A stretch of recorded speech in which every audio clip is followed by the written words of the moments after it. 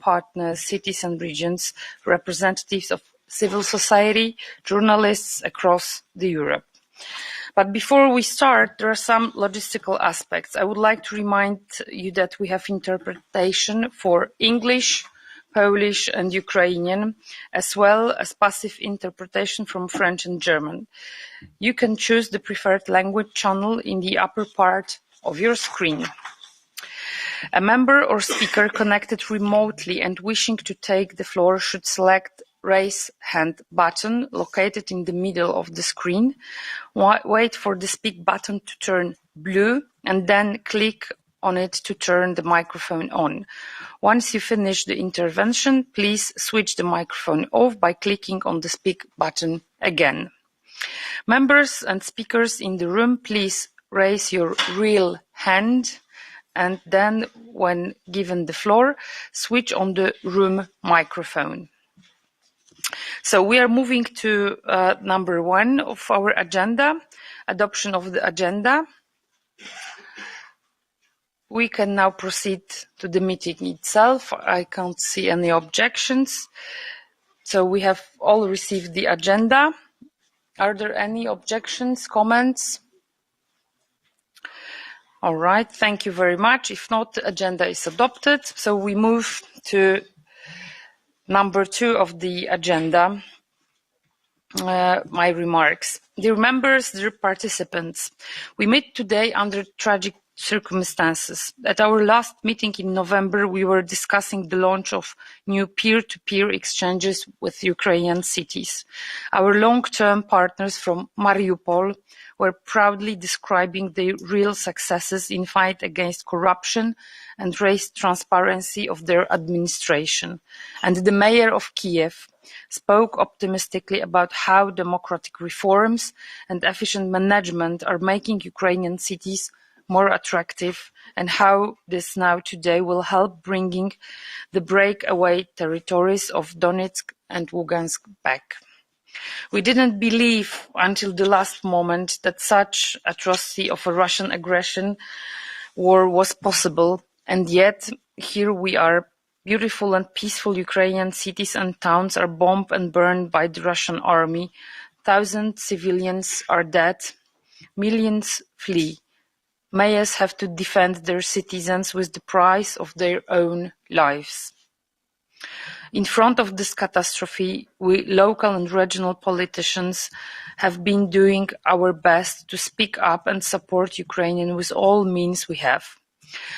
At the summit in Marseille on 3rd of March, all core members unanimously condemned Russian military aggression of Ukraine and expressed their unwavering support for Ukrainians, their sovereignty and freedom in the Declaration on Solidarity with Ukraine. Our members were quick to mobilize resources, organize humanitarian aid, collection centers, match offers of help from individuals and organizations with the need on the ground. I won't be singling out examples, but I'm confident that everyone in this room did donations, sent humanitarian aid trucks to Ukraine, welcomed refugees, or brought together manifestations of support. Please share your experiences later during this meeting. As a sign of support and solidarity, the Corps will offer a temporary host in its buildings 1 or 2 representatives of the Ukrainian Association of Local and Regional Authorities who at the moment don't have a permanent representation in Brussels. Beyond symbolic support of exposing Ukrainian flag colors on our building, dedicating almost the entire Marseille summit to Ukraine and granting honorary membership to the mayor of Kiev, Vitaly Klitschko, the European Committee of Regions set up a special webpage, Solidarity with Ukraine, where we collected requests for humanitarian aid directly from our Ukrainian partners. We also reach out to the other EU institutions and specialized organizations such as International Red Cross and defined where our contribution fits best. The website will be revamped today to include a new feature info support hub for regions and cities to provide up-to-date information about the possibilities to receive Ukrainian refugees in our member constituencies across the EU. We will be announcing the official launch of this hub later today. The effort of the core of our working group and of all members are directed towards three priorities. First, providing humanitarian aid to Ukraine, including to the Ukrainian cities hosting internally displaced persons. Second, helping the refugees in the EU, including assisting the border regions facing immense numbers of incoming Ukrainians fleeing the war. And lastly, reconstruction of post-war Ukraine. The last question may seem difficult to address just now, as the scale of destruction is still not known, but we must foresee this aspect as well and already start planning resources. Our agenda today is also focused on two main issues: humanitarian aid and supporting Ukrainian refugees. Just now, please let me share a few of my experiences from my visit to Lviv. Just after me, we will have a connection with Mayor of Lviv, Andrzej Sadowy, so he will say a few words about the situation in his city and the needs they have. 2 weeks ago, we visited Lviv with Mayor of Sopot, Gdynia, and representative of regional authorities, Pomeranian regions, and myself. We visited hospital where we met soldiers who were wounded after one of the attacks. But we visited also office of Mayor Sadowy, and I think that no one in this room can imagine how it is to go downstairs every single day to the basement to govern your own city or region, to have an extra office in the basement because you cannot work normally. But the most important was that Mayor Sadowy said that they really need concrete actions and concrete help. For example, quite plenty of Polish cities, including my city of Gdańsk, we sent public transportation buses, because this is, for example, what they really need. This is something they send their own buses to the other part of Ukraine, also to help on the front line. So, for example, Silesian region, they sent 13 buses. Gdynia and Gdańsk, we sent four buses, not empty, of course, with humanitarian aid. I think that we, as people who are always closer to the citizens, we also can really help directly, can think of this, what really we can do. And one more thing, when we were sitting and talking to Mayor Sadowy and his staff, he said, "Excuse me, I need to go to the cathedral to pay my tribute to one of the citizens of Lviv who died on the front line." So I asked, "Can we go with you?" And I must tell you that this moment when you stand in front of the coffin of a young boy, I think he was 20 years old, and you see his mother, his father. Mother was, of course, crying. Father said that he's not crying anymore. There are more Ukrainians who will go on front line and fight. And Mayor Sadowy said, "This is my everyday job. Today, I pay a tribute to the one citizen of Lviv, but normally there are 4 or 5 every single day." So this is not a war. We can, of course, see it almost online. It's not somewhere far away. Lviv is only 60, 70 kilometers from Polish border, from border of the European Union. And those people are really fighting for the European values. So I really deeply believe that we as Europeans can feel that this is European war, and that we will do everything what is possible to stop the war and help Ukrainians to be a part of European family also in a legal sense. Thank you very much. So this is all from me. I saw that Mayor Andriy Sadov is already with us. Andriy, are you there? Morning. Hello. Dzień dobry, Andrzeju. Witaj. You may speak Ukrainian, and then we will have translation for all the members here. Okay, good morning, ladies and gentlemen. I will use Ukrainian language. По-перше, подяка за можливість сьогодні виступити перед вами. Як ви знаєте, 35-й день ми є у війні. Більше 200 тисяч російських солдат, тисячі танків, літаків вторглися на нашу територію.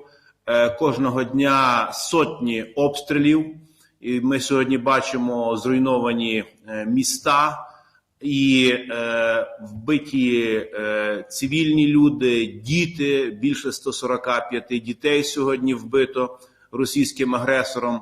Сьогодні Росія – це є нацистська країна, яка поставила собі за мету знищити Україну і знищити українських людей. І вони це роблять чітко, цілеспрямовано і підло. Кожного дня вони атакують цивільні об'єкти, школи, садочки, лікарні. Люди наші мужньо захищають кожне місто, кожен метр. І сьогодні Львів, який також був атакований ракетами російськими, знищені декілька підприємств, є поранені в нас у Львові, є сьогодні чи не найбільшим в світі центром для прийому людей, які, ховаючись від бомбардувань, від ракетних ударів, приїхали до нас. Це в основному є жінки, це діти. Сьогодні Львів приймає 200 тисяч українців, які знайшли в нас можливість бути. Це дуже велике навантаження на місто, і пані президент Гданська бачила це на власні очі. І велика подяка вам за вашу мужність, що ви одною з перших приїхали до Львова. Також багато інших мерів приїжджають до Львова. Що не можна сказати про міжнародні організації, тому що перший місяць часу вони всі спали, вони не були готові до жодної допомоги. Натомість ми бачимо взагалі шокуючі приклади, коли Червоний Хрест відкриває офіс в Ростові-на-Дону, в Росії, і буде допомагати українцям, яких насильно вивозять з України на російську землю, що є абсурдом. Вже потрошки починає працювати ЮНІСЕФ, але ми бачимо тотальну кризу всіх міжнародних організацій, які мали б допомагати людям, які ховаються від біди. Міста допомагають, країни напряму, а всі ті кошти, які ви скеровуєте в міжнародні організації, не знаю, куди вони діваються. Я коротко вам розкажу, які в нас є проблеми. Ми вже достатньо якісно організували менеджмент, хоча ви повинні розуміти, до мільйонного міста приїхало ще 200 тисяч, це ще одне місто, це дуже складно, але моїм колегам в Маріуполі, в Києві, в Чернігові, в Запоріжжі, в Харкові набагато важче. Ми вже сьогодні розуміємо, що з тих 200 тисяч людей, які в нас зараз є тут додатково, орієнтовно 50 тисяч залишиться, і ми вже зарезервували земельні ділянки, де потрібно будувати для них житло. Це орієнтовно нам треба буде збудувати близько 1 мільйона метрів квадратних житла. І, звичайно, що ми би хотіли розраховувати на підтримку. Ми не говоримо «подаруйте нам кошти», ми говоримо «дайте можливість отримати кредитну лінію хоча б на 20-25 років під чисто символічний відсоток». І тут мова йде про орієнтовно 500 мільйонів, тому що це треба вже будувати 500 мільйонів євро. Я думаю, що Європейський Союз зможе нам в цьому допомогти. Ми сьогодні вже більш-менш маємо розуміння по медикаментах, по продуктах харчування. І ще раз хочу наголосити про допомогу, яку ми напряму отримуємо від польських міст. Також до Львова приїжджав мер Кан, до Львова приїжджав мер Талліна. І також вас, шановні колеги, запрошую, приїжджайте до Львова, ви напряму побачите ситуацію. І ще на що би я хотів звернути увагу. Сьогодні Росія – це є нацистська країна, яка вбиває українців, і це роблять тисячі і тисячі громадян Росії. Я би хотів, щоб всі ми з вами розуміли, що ця країна потребує тотальної ізоляції, що кожен, хто сьогодні працює з російськими НГО, культурними, спортивними організаціями, він працює з нацистами. Тотальна ізоляція. Вони повинні програти цю війну, вони повинні платити всі кошти, які необхідно для того, щоб ми могли виживати, тому що це надзвичайно велика сума. По підрахунках наших економістів мова йде вже про збитки орієнтовно в 1 трильйон доларів. Це те, що Росія сьогодні зробила біду, і вона далі обстрілює. Ми кожного дня маємо обстріли, перебуваємо в укритті. Дуже складна ситуація, але ще раз хочу подякувати, пані президент, за вашу увагу, за ваш особистий візит. Сьогодні мої колеги, мери українських міст, будуть вам розказувати ситуацію своїх територій. А я хочу вас тільки запевнити, що би не було, українці будуть битися до кінця. Ми не віддамо жодного метру нашої землі. Ми розуміємо, що сьогодні ми боремося за демократію, за свободу в цілому світі. І з кожним днем це розуміння приходить до більшої кількості людей. Ми захистимо світ, напевно, така сьогодні місія нашої України. Навіть якщо не весь світ нас зрозуміє. Дякуємо за підтримку. Слава всім вільним людям в світі. Слава Україні!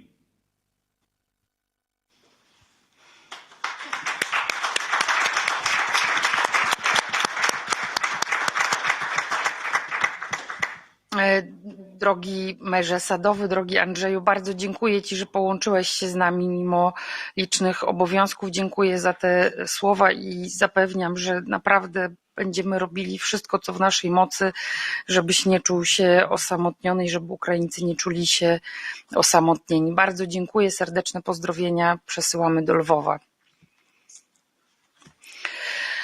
Now we are moving straight into the first thematic sessions dedicated to humanitarian aid for Ukraine. Our second session will analyze the situation around Ukrainian refugees, and the last session will provide space for overall political debate. I would like to ask the members to actively participate in discussions at the end of each sessions, addressing specifically the topic of the session. Now we have our speakers. I really would like to ask you to speak maximum 5 minutes each. First speaker, also from Ukraine, Viaczesław Nehoda, Deputy Minister for Communities and Territories Development of Ukraine. Mr. Nehoda was also present during our last meeting in November. The floor is yours, Mr. Nehoda. Шановна пані голово та учасники засідання, перш за все хочу висловити вдячність за можливість виступити на цьому засіданні, яке вперше проходить в умовах широкомасштабної військової агресії, яку здійснює Росія проти України. Як представник уряду України хотів би подякувати за всебічну підтримку та допомогу, яку країни Європи вже надали та продовжують надавати Україні. Для нас це надскладні часи героїчної боротьби українського народу з агресором, який кинув виклик не лише нам, а всьому цивілізованому демократичному світу. На жаль, від наслідків російської агресії постійно збільшується число людських жертв. Повністю знищені десятки міст і сіл. Понад 10 мільйонів громадян України покинули свої домівки і вже близько 4 мільйонів залишили країну.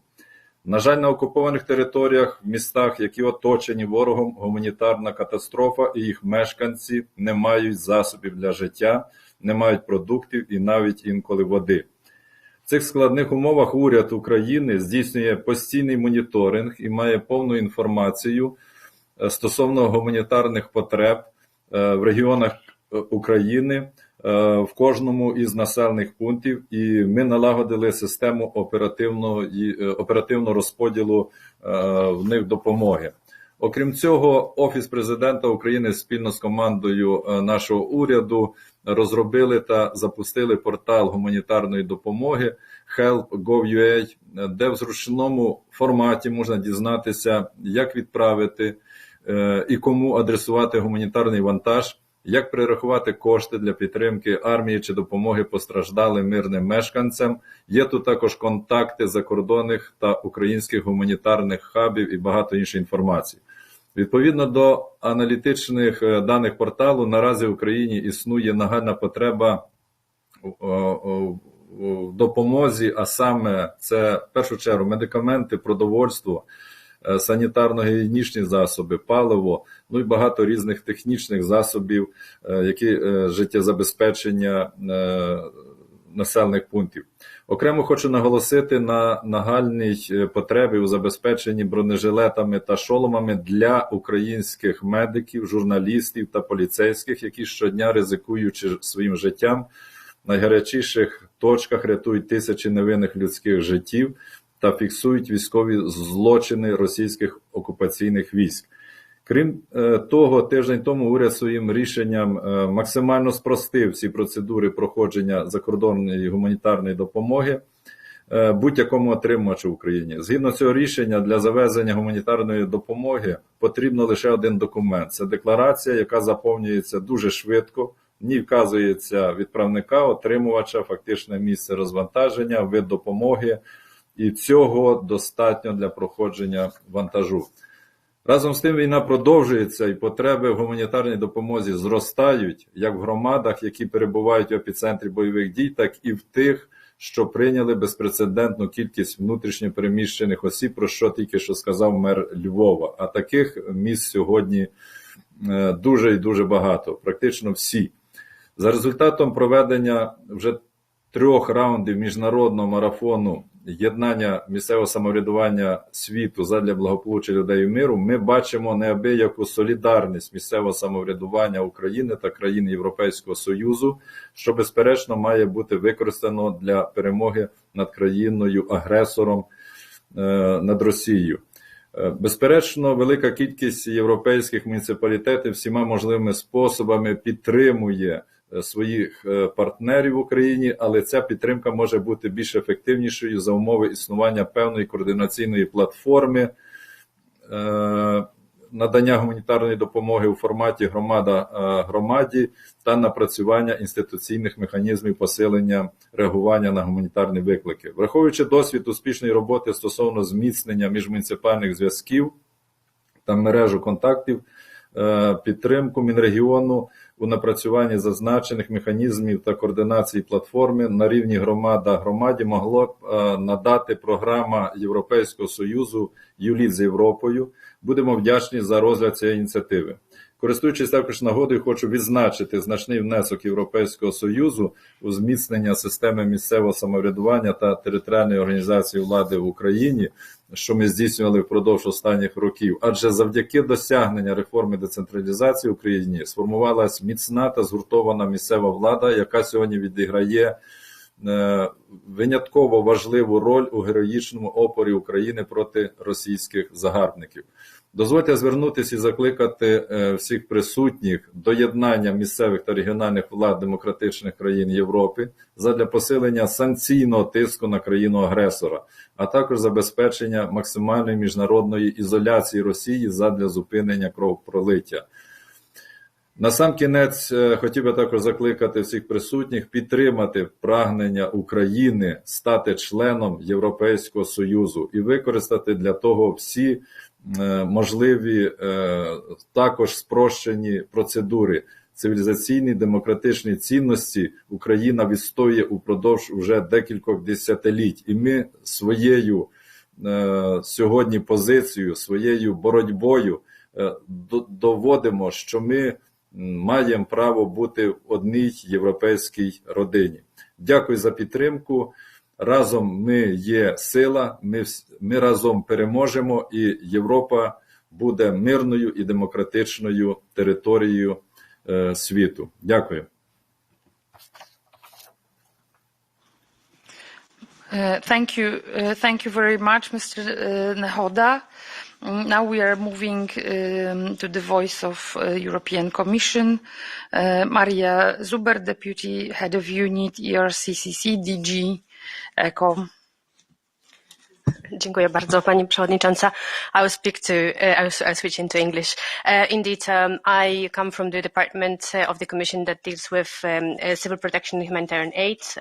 Maybe we can switch to another slide already, where we react to all kinds of disasters, be it natural disasters, but also man-made disasters, including, unfortunately, situations like we are facing now, war. We act through two different tools. So one is we provide in-kind assistance and expertise through the Union Civil Protection Mechanism, and also we provide humanitarian aid through the funding to our partners. Union Civil Protection Mechanism is a mechanism that allows coordination of response of member states. So the member states can offer in-kind assistance to the country that requests for support when its own means are overwhelmed. So Emergency Response Coordination Center is the operational arm of this mechanism. We monitor 24/7 disasters and risks around the globe. We also assess the risks related to those to different threats. When something happens, we provide real-time information, and mostly what we do is really coordinate the joint response operations. So these next slides. Ukraine activated the Union Civil Protection Mechanism already on the 15th of February, so before the war started, in preparation for a large-scale emergency that could have a significant impact on the civil population. And you see on this slide that this is the biggest mobilization of the Union Civil Protection Mechanism in history. We are in continuous contact with the Ukrainian authorities, and as the previous speaker explained, the needs are huge. The list, we have 40 lists that are constantly being updated by the Ukrainian authorities, who are assessing what is mostly needed. Indeed, this is food, this is ready-to-eat meals, this is medical equipment, medicines, protective equipment, fuel, almost everything. Union Civil Protection Mechanism consists of all EU member states, but also 6 participating states, including Iceland, Norway, Turkey, North Macedonia, Bosnia and Herzegovina, and Serbia. In this particular mobilization of the mechanism, all member states provide assistance, but also Turkey, also Turkey and Norway.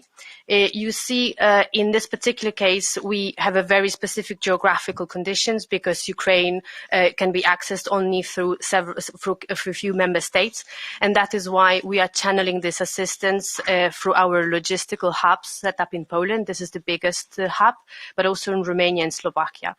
So all member states that are sending assistance go through these hubs. And also, again, I want to confirm what previous speaker said. We have very good cooperation with Ukrainian authorities that really made it very easy to send all the humanitarian assistance. This is very easy to cross the border. We mostly use trains because that's the safest and the quickest. So we have in Poland and in Slovakia the trains that can easily just change the locomotive at the border and continue into Ukraine, so that we are also sure that this assistance gets where it needs to be. These maps show you which country offers what type of assistance. Later on, this presentation can be circulated, so you can also read all the details. We've sent also lots of experts to the countries that are supporting us in channeling the assistance. And as I mentioned, this is really the biggest mobilization ever. The next slide, you will just see a couple of pictures. So to see how this works, you see that this is really impressive solidarity of member states. You see the firefighting trucks that are heading towards Ukraine. You see trains loaded by medicines. There are plenty of ambulances that have been given to the Ukrainian authorities, so that they can be used to save lives. On the next slides, you'll see the second part of our work. So this is humanitarian funding. We mobilized additionally 85 million euros to Ukraine, and also 8 additional million euros for Moldova. This money is being given to the partners, UN agencies such as UNHCR, WFP, IOM, Red Cross, and these partners. Of course, initially they were most in the east. Now they are also scaling up their presence and their activities in entire territory of Ukraine. And many of them have reset their centers. Now they are mostly in Lviv, and they operate from there. We try to cut the bureaucratic burden, so the additional money that was allocated to our humanitarian partners in Ukraine were disbursed very quickly, and so all now is contracted, and our partners are already can purchase basic food, sanitation, hygiene kits, and provide support. On the next slide, you will see a little bit more who are our partners, in which sector they work, and where they provide assistance. And then the next slide shows you the other facet of the drama, so people that need to flee, people that leave Ukraine, and you see that now it's almost 4 million people that had to leave their houses and escape the war. They mostly go to Poland, but also there is a big inflow in Moldova, also Romania, Czech Republic, Slovakia. On the next slide, what you will see is that Union Civil Protection Mechanism can be activated not only by third countries, but also countries inside the EU. And this is also what happens. Poland, Czech Republic, Slovakia, and Moldova are also under big pressure. They are amazingly welcoming the refugees, but they need assistance. The numbers that you've seen on the previous slides are really high. And hence these countries requested for additional support in shelter items type blankets, field beds, heaters, but also medicines. We see that many people that are fleeing need specialized medical assistance. They need medicines. They need some vaccination. So this is something that the other member states that are less affected by those inflows are also supporting those at the border with Ukraine, so that we can receive all the fleeing with dignity and giving them the most everything that they need. And on the next slide, and that's maybe the last point that I wanted to flag, is indeed the medical evacuation. For the moment, we don't have big inflows of wounded, but what we are seeing already, that as I mentioned, we have lots of people that are fleeing that have severe illnesses and need specialist care. Many of them reach Poland, and the Polish medical system is under pressure. So we have established, together with the Department of Health, a specific procedure for medical evacuation when Polish government is identifying patients that need specific assistance. The first evacuations took place over a week ago, and they were children with cancer, and so we found the hospitals that they can provide care for the children. So together with their parents, they were transferred in a specific medical planes to Italy. But you see also that there are many others. Actually, now it's already 19 patients that were transferred to different countries. You see Germany, Ireland, Italy, Norway, and we support under the mechanism also the transport costs. So this is just to say that how important is that we are all united, and that we support Ukraine in all different means, be it by providing humanitarian assistance, in-country assistance, but also providing assistance inside Europe to be able to receive the refugees. And on that last maybe element, I would like to really highlight that this is in the local level, in the regions, that this reception is being done because in many countries this is the regional competence where you are managing the hospitals, the education that you give the colleagues in the latter sessions. Will talk about probably the temporary protection directive, but also here from our side, from the civil protection side, we can also offer support to member states under pressure to bring assistance from other member states to be able to support also the regions. The only thing is that you need to flag it to your civil protection authorities, because all the support that comes under the Union Civil Protection Mechanism is being channeled through the civil protection contact points. And with this, I will thank you for your attention. Thank you very much for this presentation and information, Ms. Zuber. Now we are moving again to Ukraine. I think we have connection with Mr. Sergei Chernov. He also was present during our November meeting, member of Kharkiv Regional Council, but also president of the Ukrainian Association of Regional and District Council. Mr. Chernov, bardzo proszę, please. Дякую. Мене чути, пане президенте, так? Я надіюся, що з'явився зв'язок. Я вітаю, пане президенте, вас, пані, шановні колеги. Я прошу вибачення, у мене не було стабільного зв'язку. Я не все чув те, що на початку говорилося. Може повторюся, а може дещо додам. В першу чергу хочу подякувати пані президенту, нашим колегам сьогодні за те, що в такий важкий період для України звертаєте ви увагу, допомагаєте кожен день, і ми відчуваємо цю допомогу. Хотів би сказати, що це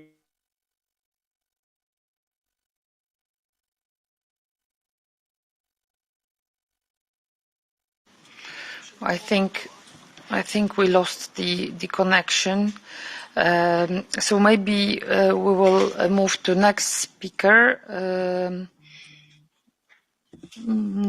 and then we'll try to reconnect with Mr. Chernov.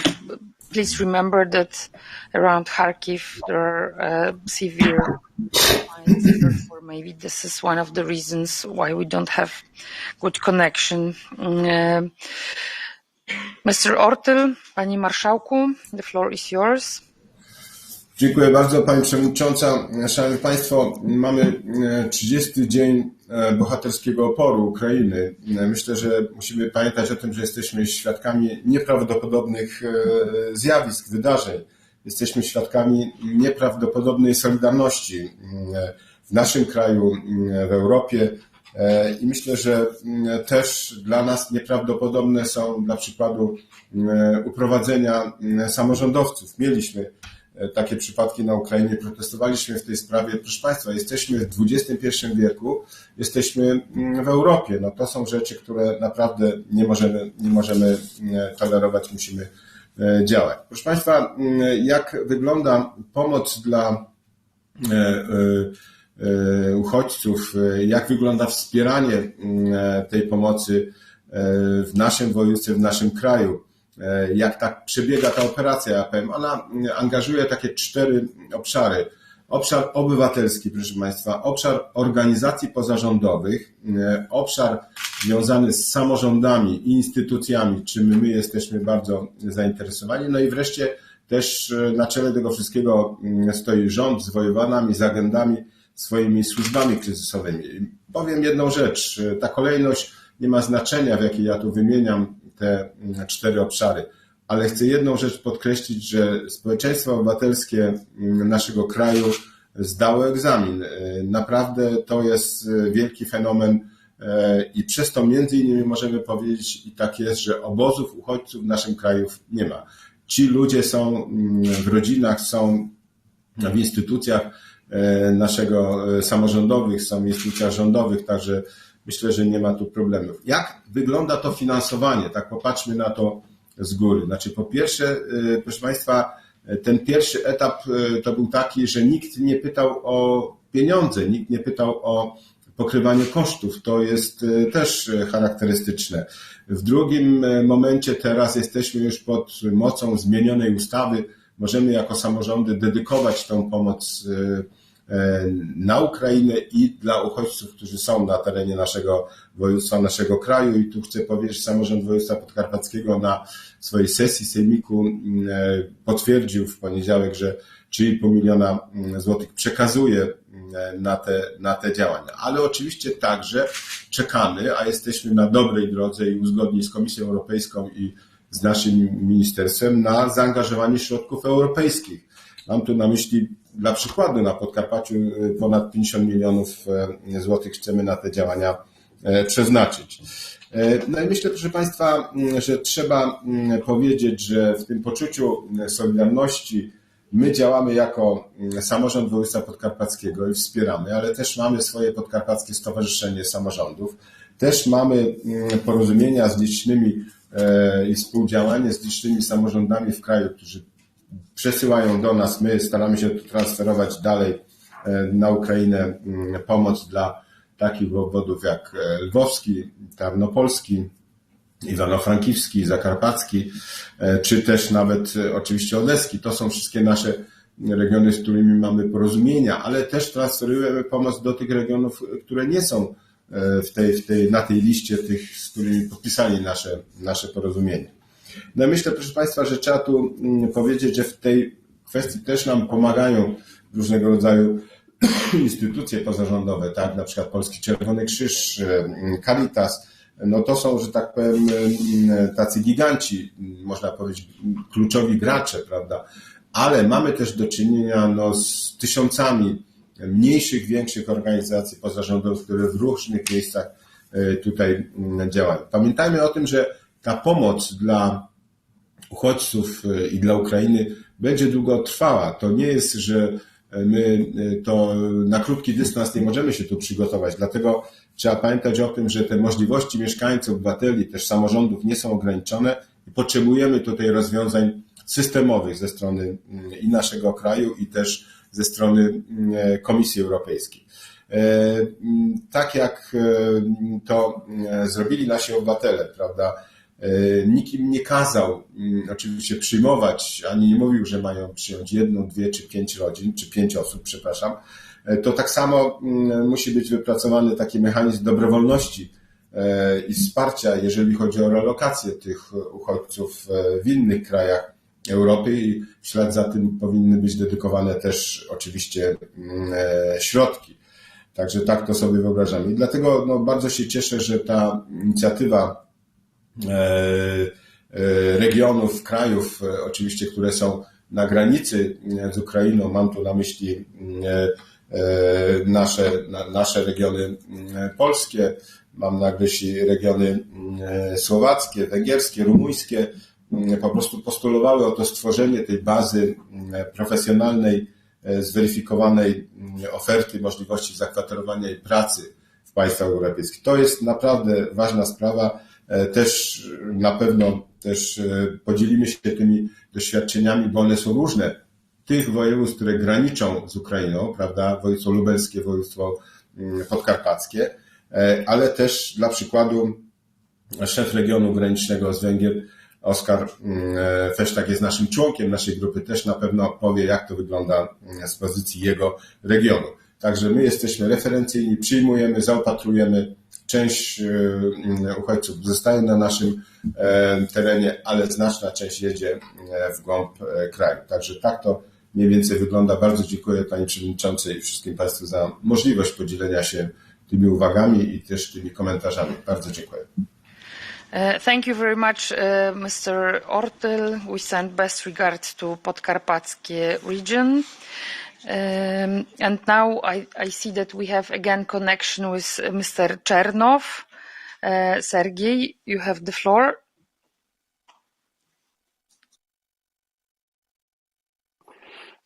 Я прошу вибачення за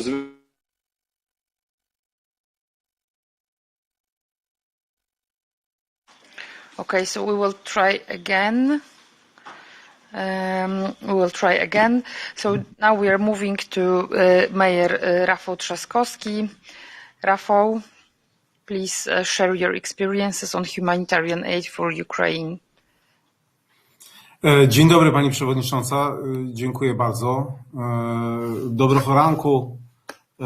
Хочу би сказати, що я вітаю всіх друзів з України.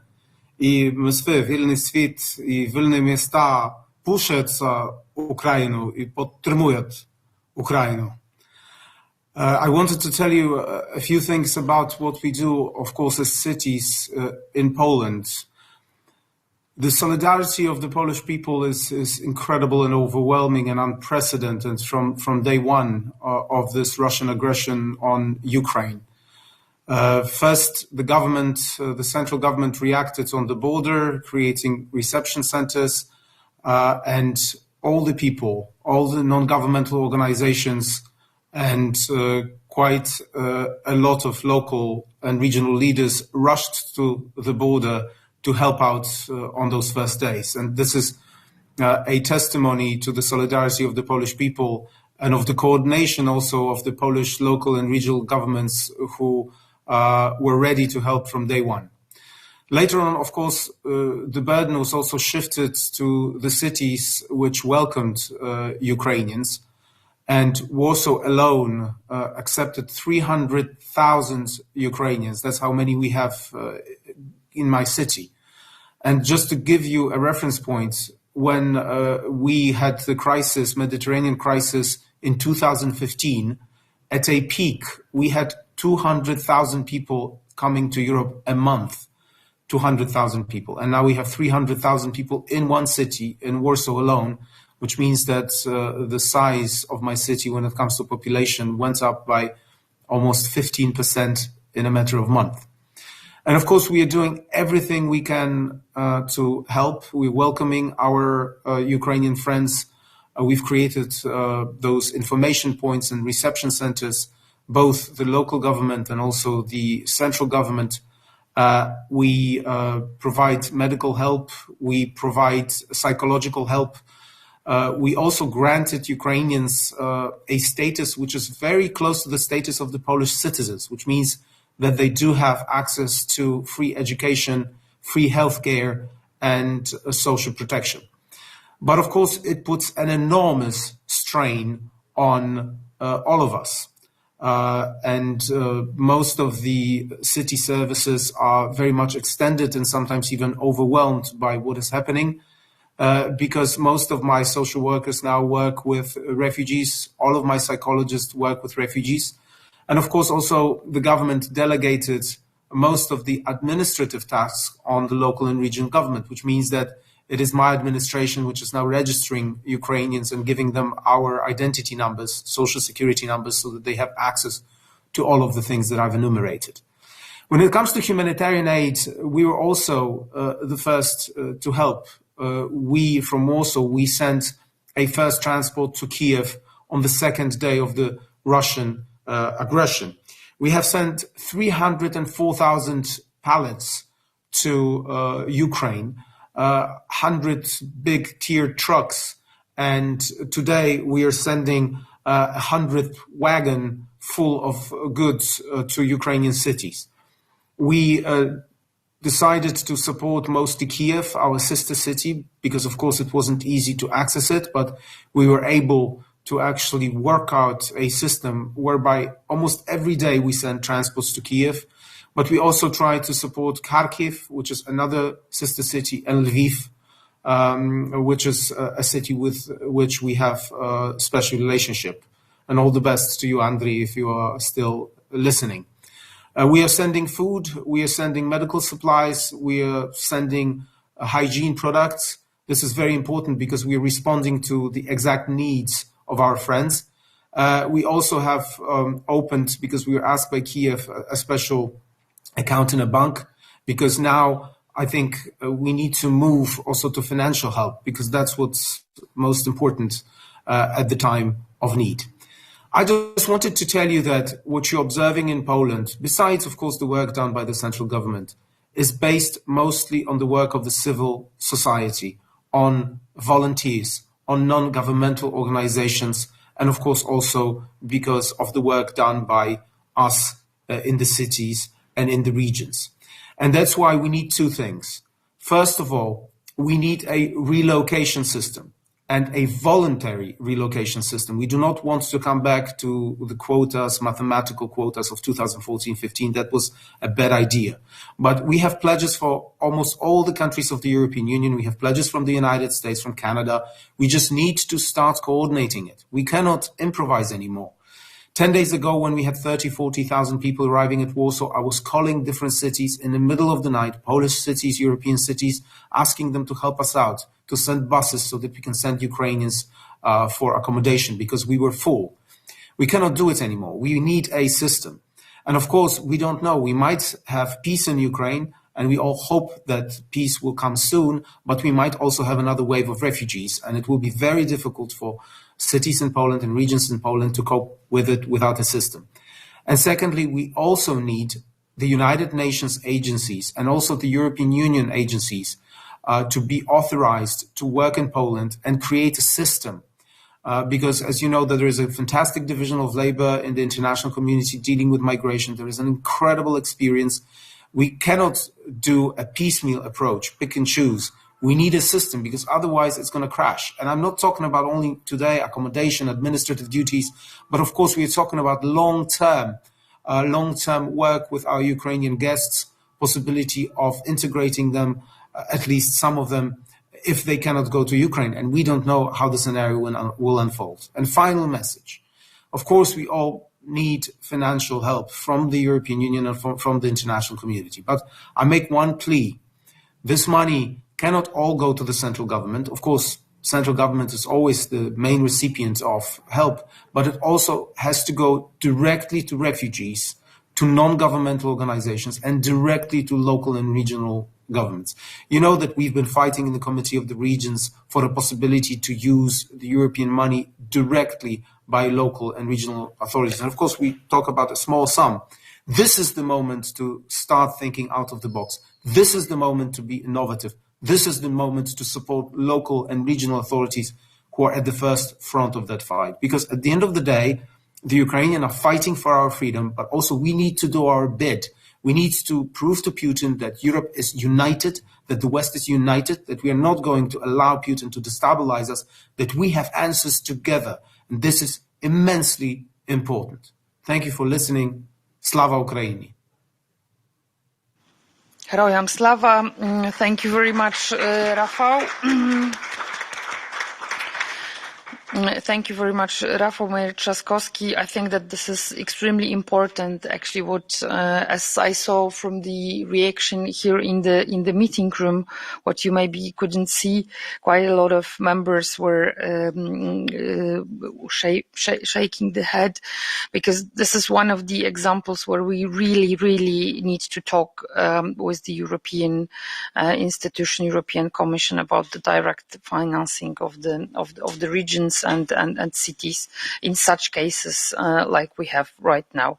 We don't have, unfortunately, any more connection with Mr. Chernov. We are working on this.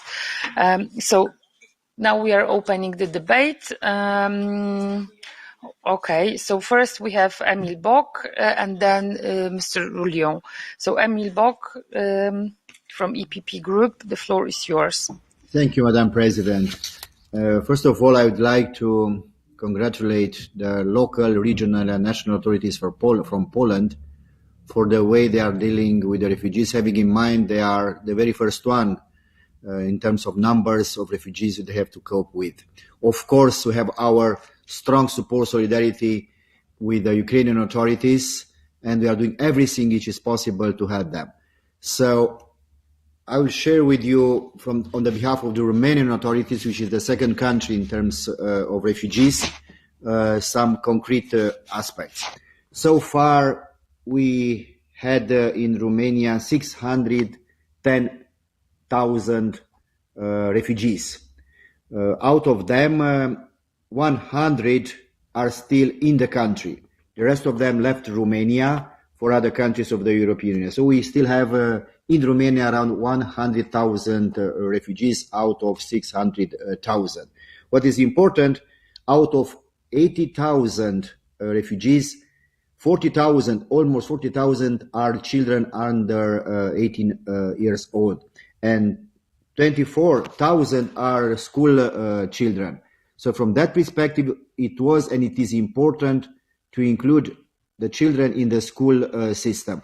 We succeed to provide 58 schools and 10 high schools with the Ukrainian language in Romania in order to teach the kids from Ukraine in their own language. So I think this is a good way to do everything is possible to feel to the closer condition to their home from Ukraine, taking care about the kids in terms of education.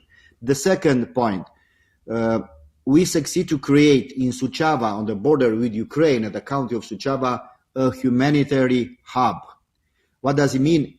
We centralize all the support from Romania and from Western Europe, and after that go to Ukraine. So far we were able to send 102 trucks, 42 from Italy, 40 from France, 5 from Bulgaria, 4 from Austria, 10 from Romania, 7 from Slovenia, to send trucks with a lot of help, materials, humanitarian aid to Ukraine, and to centralize all the support. The third element, it's, I would say, a good model of good practices that the national government will succeed to create a platform to integrate support. So anyone who wants to give support in terms of food, medicaments, beds, and so on, they can call and provide support. The other one is for accommodation, another platform. So there are a lot of Romanians hosting Ukrainians at their home, and as in Poland, it's a huge solidarity and sympathy with the Ukrainian people, together with a strong support of the civil society. The last but not least, I would like to mention about healthcare. We provide by law that all citizens from Ukraine, all the refugees, are benefiting freely of medical assistance in the Romanian system in order to take care about their health support in the country. So from that support, I think we try to do our best in order to help the Ukrainian people. At the local level, I give just a small example from my city, Cluj-Napoca, in the very heart of Transylvania, Romania. We provide for our 2,000 refugees, we are in the city, a call center, bilingual call center, Romanian and in Ukrainian, 24 hours to provide support in all legal manners, from accommodations to other kind of education, Medicare, translations, legal documents, kids, and so on. So it's a way how we can make them feel as well as possible in our city and our country. Last but not least, I will close mentioning that as a president of Romanian Association of Municipalities, besides our support in and out of the country, we wrote a letter to 327 Russian mayors, telling them that what is happening in Russia right now, it is an atrocity. It's against of a human being. It's against of any principle of democracy. It's against of the Russian people, because they are not guilty of the government from Kremlin. So we ask them to do everything they can to stop this war, to act at the local level, to convince the people, to convince their leaders that this war is so unjustful and we need to come back to the way of collaboration and cooperation. And I hope in the end, the local mayors from Russia will do something. We do not want to blame the Russian people for the mistakes of the Kremlin regime, because we want to have the Russian people on board on democracy in Europe, but in the same time to understand that no dictatorship is possible in Europe, and no one has the right to take the life of the others or to proclaim that no other nation should be available around Russia.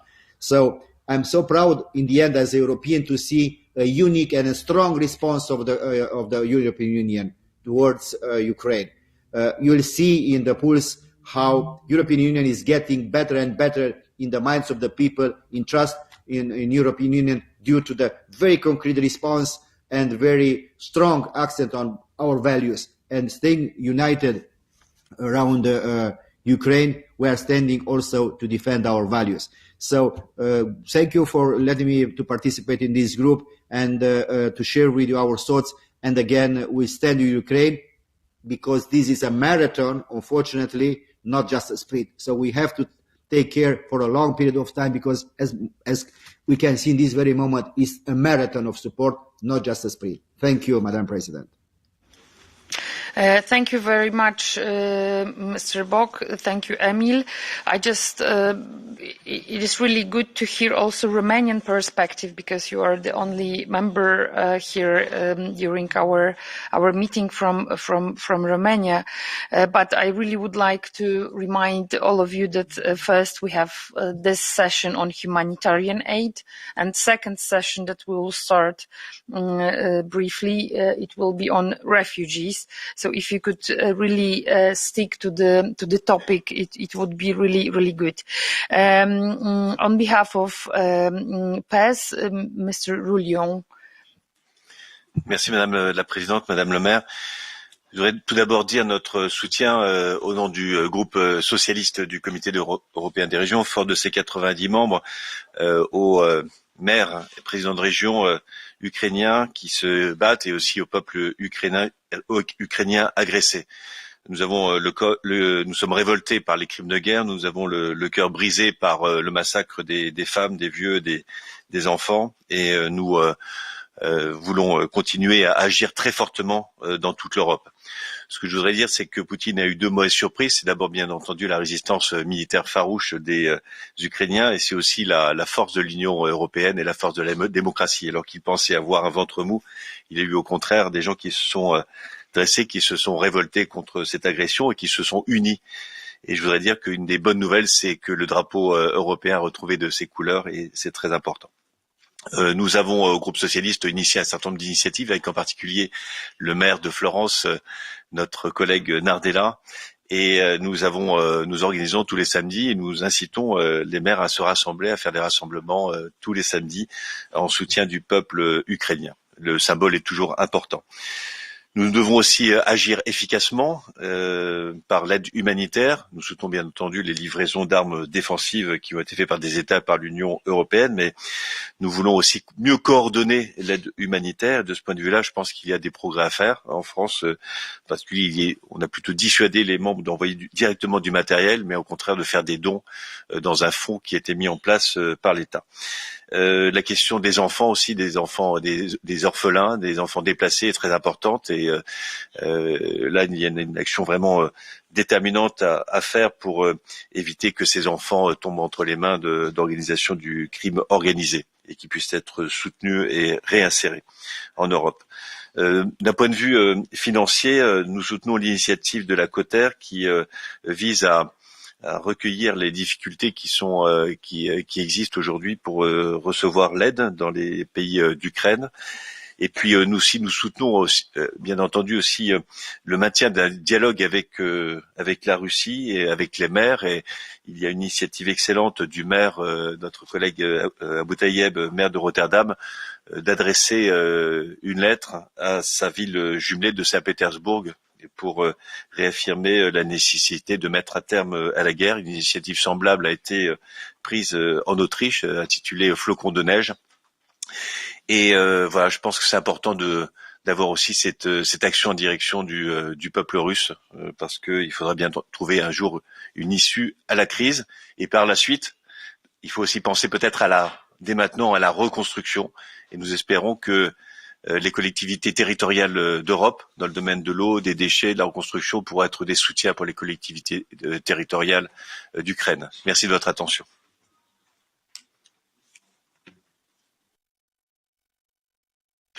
Thank you very much. We have more speakers, more members to discuss. First, we have Mr. Branda from ECR Group, and then Mr. McCarthy from European Alliance. Thank you, Mrs. Dulkevich. I come from the Czech Republic. I just want to stick to the topic, so I'll just mention our efforts towards Ukraine, and maybe mention the situation in the Czech Republic when we talk in the next session about the refugees. But I want to make two short points. One is what we've noticed was great advantage of the partner regions and partner cities.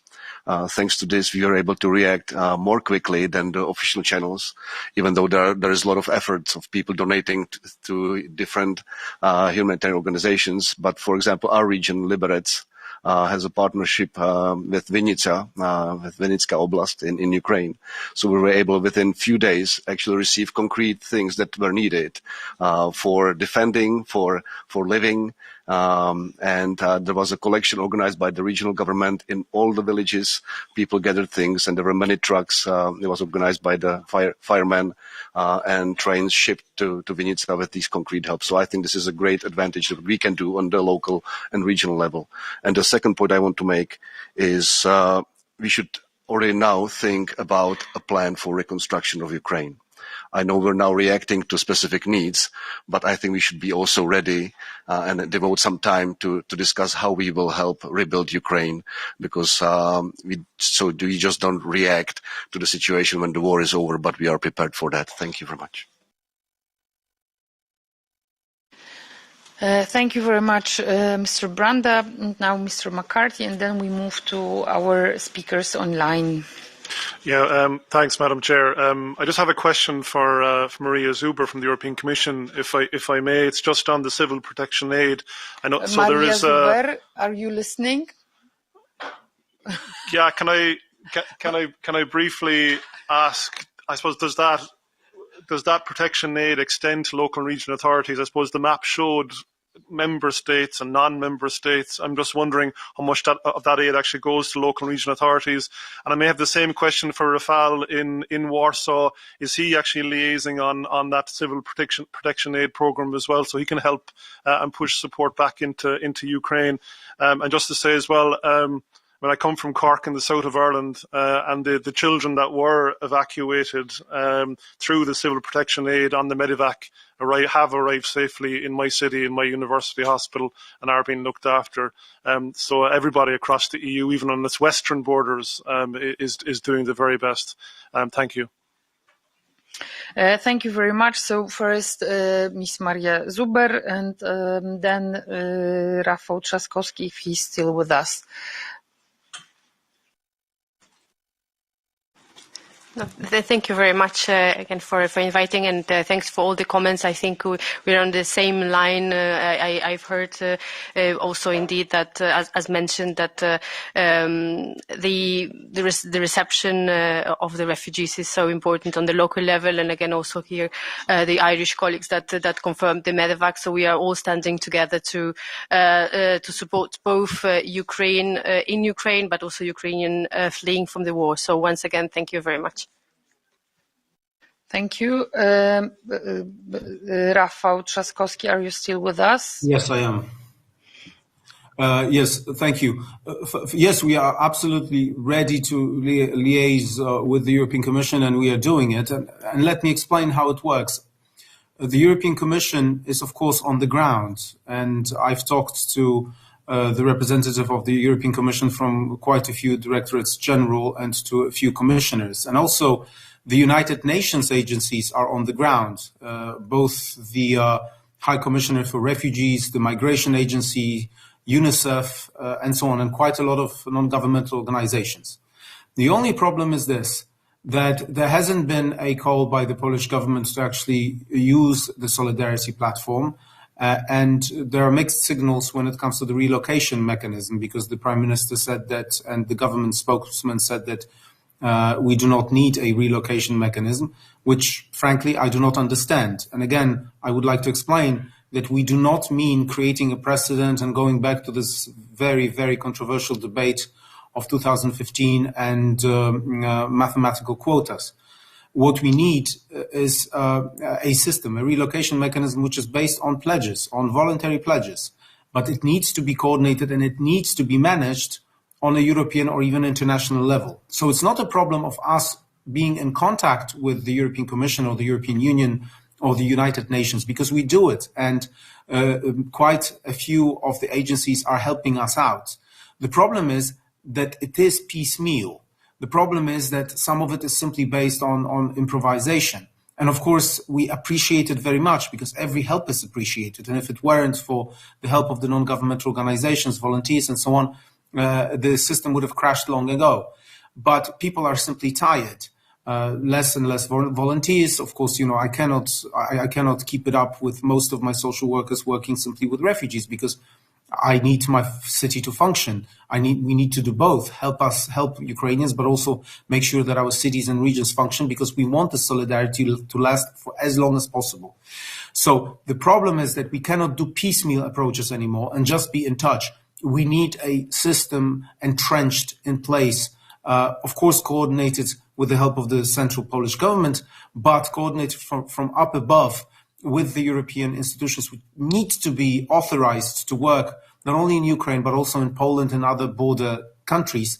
And we need this system, which is it works like Lego bricks. This is a system in which every agency is responsible for different pieces of the agenda. And those agencies, both the United Nations and, of course, the European Commission, have a fantastic and great record of dealing with crises. This is a crisis of such magnitude that no member state, let alone local and regional authorities, can deal with it on its own. That's why I think that we need to have it done in a way which is much more coordinated. And that is my call and that is my plea. But of course, up to the moment that we have it, we are ready to collaborate and to liaise with all the people who are here on the ground trying to help us, and we are doing it. And I wanted to thank the European Commission for that, and of course all the other agencies. But also ECHO needs to be authorized to work in Poland, just as it was authorized to work in Italy and in Greece in such a difficult situation. Thank you very much for all the work you're doing, because without you guys, without local and regional authorities, it would be very difficult. Thank you for also helping us out, because there's this incredible outpour of solidarity from cities, local and regional authorities from all over Europe, which help not only Ukrainian cities and Ukraine, but also us on the border and on the front line. Thank you very much for all that. Thank you for this answer and explanation. I can also confirm that this sister cities, it works not only that Polish cities who have partner cities in Ukraine cooperate. Well, for example, my city of Gdańsk, we have two sister cities. One is Mariupol, where we really cannot transport humanitarian aid because no one can get there. The other city is Odessa, and this is actually what we can do, we can do.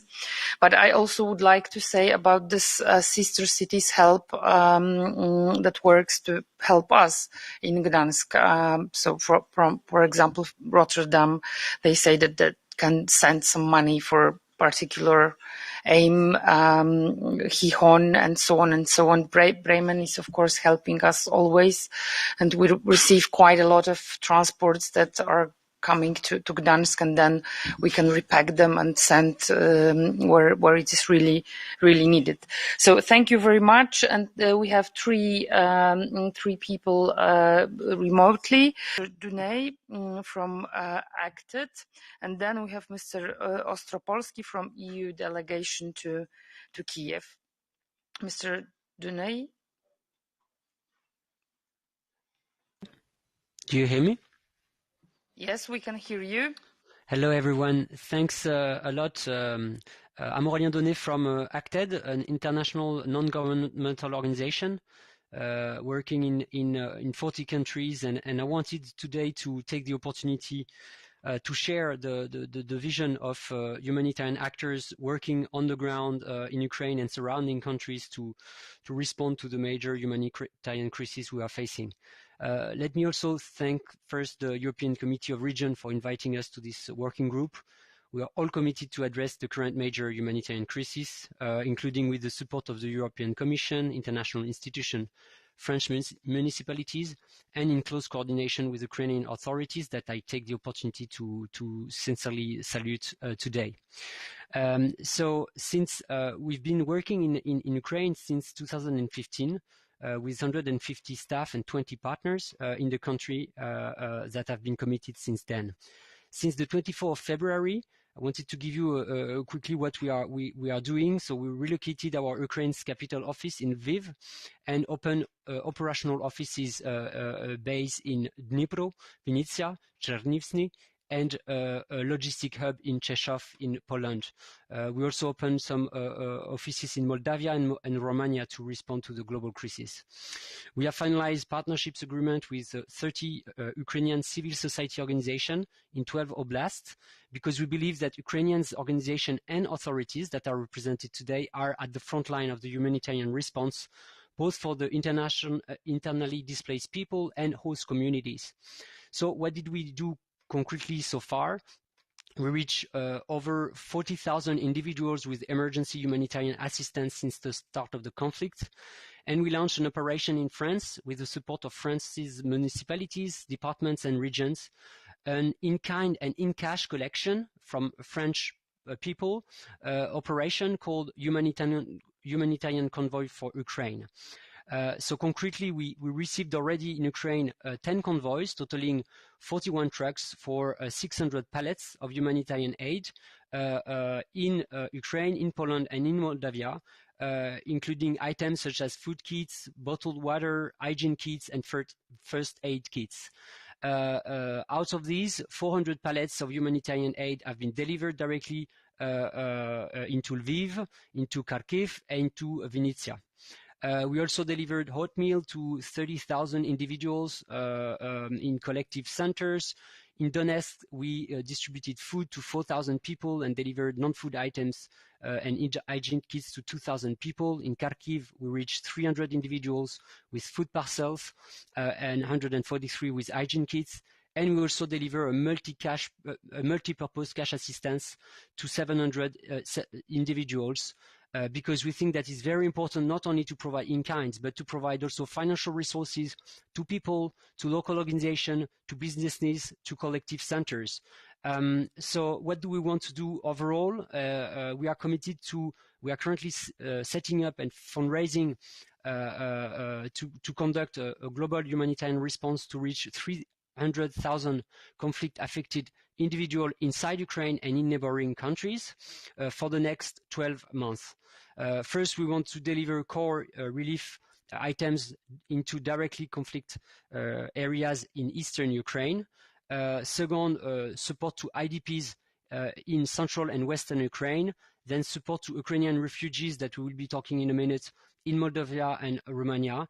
And finally, we work also on disaster preparedness and stabilization, because we hope for a better future, and we want to prepare also for peace times and better future. We see two key priorities now, and I will soon stop. Priority one is to ensure a life-saving humanitarian corridor for supplies and evacuation, so the aid can safely be delivered and people evacuated. The second priority we see is that we need to support IDPs and municipalities that we've been discussing with since the first day of ACTED's intervention in the countries for service delivery. Service delivery in host communities is severely stretched by a huge influx of internally displaced people, and there is a need also to support the host communities in close partnership with local authorities. So finally, I will provide a call. So our in-kind contribution represents less than 20% of our response. We need also to be able to channel funds. Reason why we are globally asking for support from a region of Europe to be able to achieve these goals. Thanks a lot for listening to me today. Thank you very much, because this is really important that we cooperate together on all levels, also with non-governmental organization, humanitarian organization. Thank you very much, Mr. Dunay. Now we move to Mr. Tomasz Ostropolsky, EU delegation in Kiev. You have 2 minutes, if you could be really brief. And then we have sum up from Mr. Negoda from Kiev.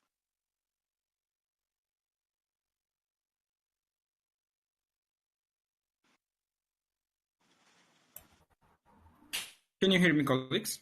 Yes, we can hear you. Thank you, President. Good morning. Доброго ранку, шановні друзі і колеги України. Tomasz Ostropolsky from the EU delegation to Ukraine, currently speaking from Warsaw. Well, an element which I wish to stress today, I think, is very relevant for the venue of the meeting, being Committee of the Regions. Since 2016, the EU has largely supported decentralization reform in Ukraine, which is now considered a great success.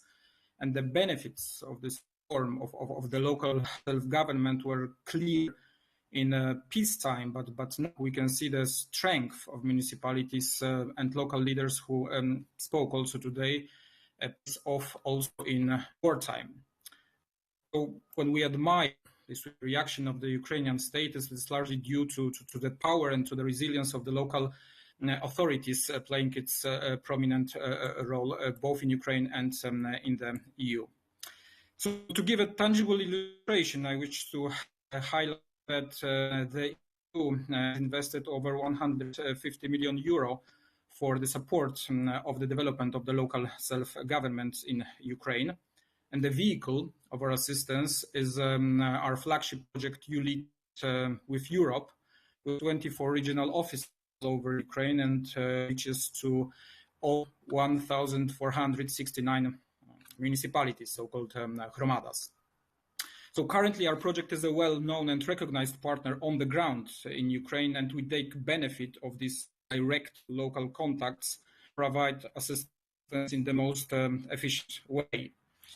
Well, there is of course time today to speak about all of assistance over the last 6 years. I will only make a point on the flexibility of our project. It was the first one to provide locally great help under COVID-19 in the form of sanitary equipment. And now it does the same and much more with emergency supplies. So now our project, ULEAD, has been repurposed to provide some assistance both to those involved in reception of internally displaced persons, and second, to those most affected by the war. So in that respect, it's procured so-called packages, including filter products, power generators, spotlights, chainsaws, water tanks worth over 15 million euro. So the products are now arriving to a warehouse close to Rzeszów and will soon reach the Ukrainian municipalities.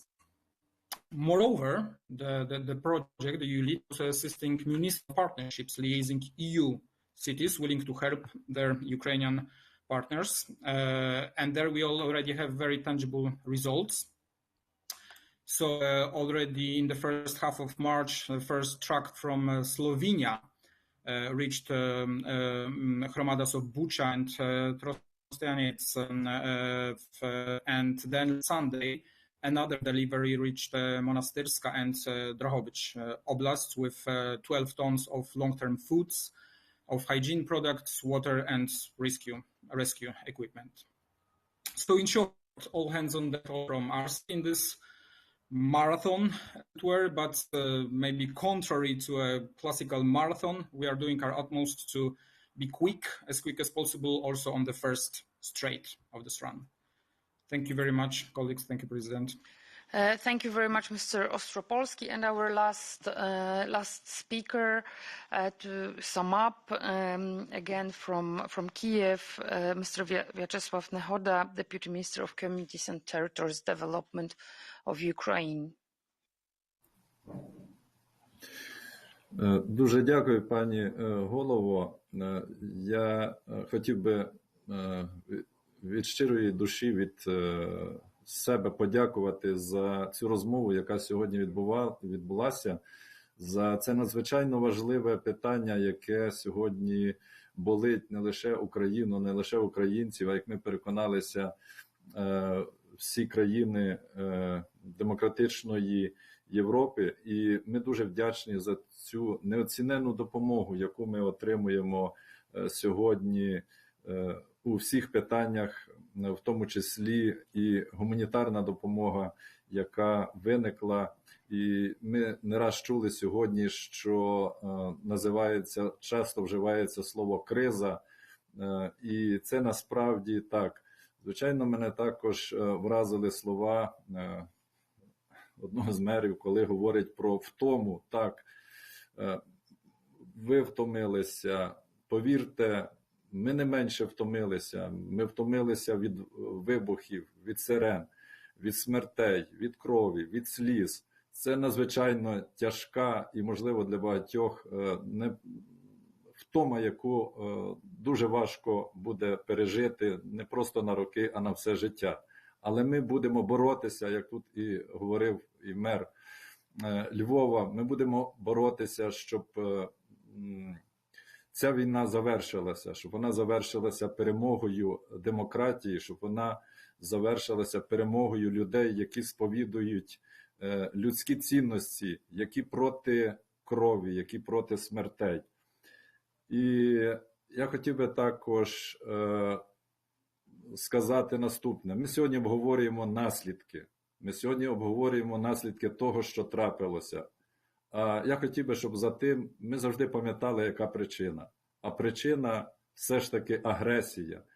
І я вдячний і представнику і Румунії, і Франції, і інших, хто говорили і згадували про те, що вони своїми листами звертаються до мерів російських міст, про те, що російський народ зовсім в цьому не винен. Але я вам, шановні колеги, скажу таку цифру. Можливо, ви її чули, можливо, ні. Понад 80% росіян, останні соціологічні дослідження, майже доходить до 90%, підтримують, одностайно підтримують війну, одностайно підтримують кровопролиття. Близько такої ж цифри вони вважають, якщо Росія нападе на країни Європейського Союзу, вони теж і це підтримують. Чи можемо ми довіряти і звинувачувати лише, там називають лише Путін винен і винен режим. Режим тримається на плечах людей, які допускають ці режими.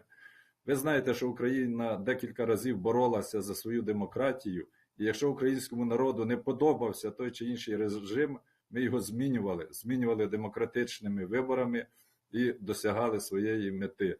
Тому на завершення теж просив би, і ми це звернулися на Конгресі місцевих та регіональних влад, який відбувся на минулому тижні, з такою пропозицією. Ми говоримо про міста-побратими, ми говоримо про споріднені міста. Чи можуть бути містами-побратимами ті міста, які сьогодні підтримують агресію? Чи знає хтось хоч одного мера Росії, чи хоч знає одну раду, місцеву раду в Росії, яка засудила війну? Я думаю, колеги, ви таких не знаєте. Чи можуть бути вони нам далі містами-побратимами? Напевно, ні. І ми звернулися з пропозицією, щоб призупинили чи взагалі розірвали стосунки з такими містами, які фактично також на стороні агресії. Вибачте за таку ремарку, але ми не зупинимо кризу гуманітарну, поки ми не зупинимо війну.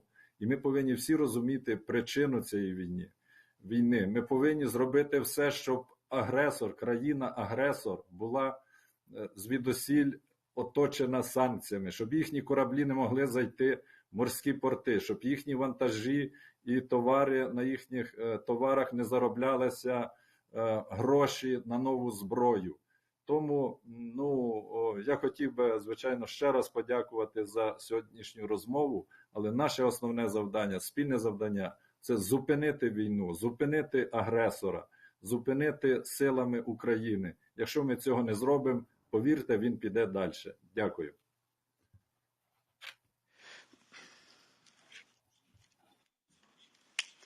Thank you very much, Mr. Nehoda. By the end of our meeting, our group, we are going to adopt a statement where we are also touching the issue you've mentioned.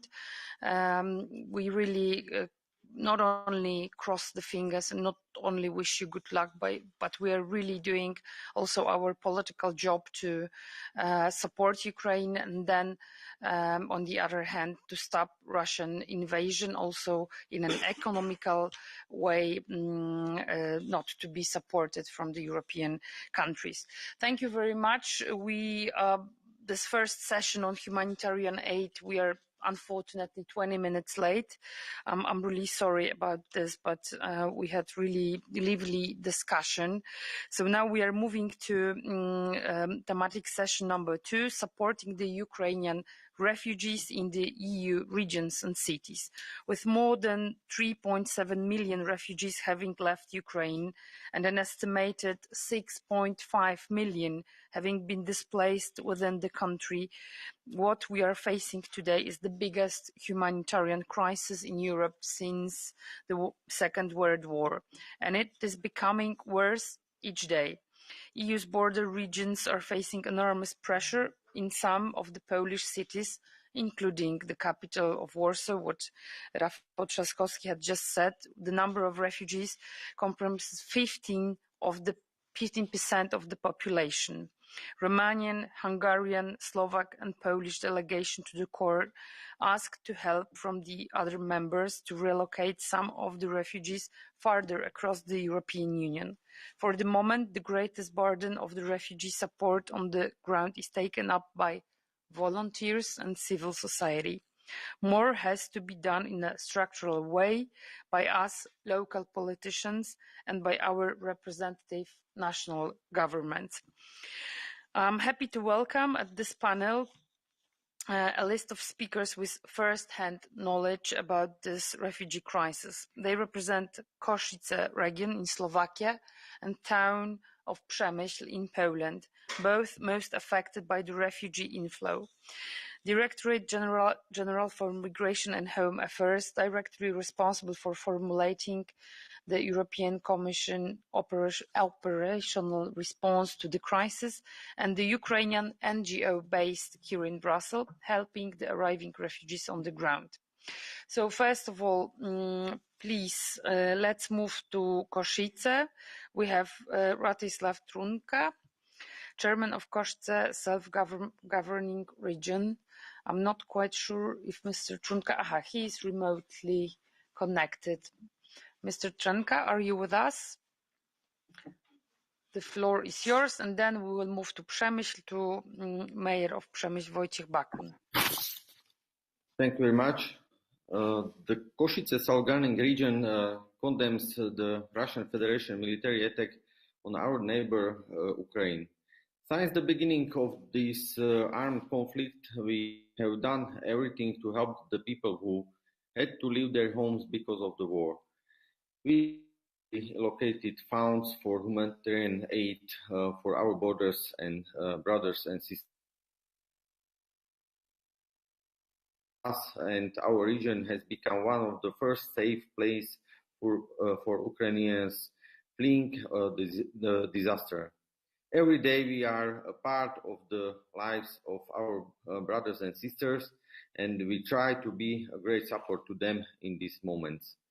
Due to the great linguistic, culture and historical connections with Ukraine and its people, Slovakia, often mainly its eastern region, our region, represents natural elements in their lives of many Ukrainian citizens. Our Slovak language is the closest of the European language to Ukrainians. Many Ukrainian citizens study and work in our border region, and families live their daily lives across the border. Our region represents the gateway that the EU opens for our friends.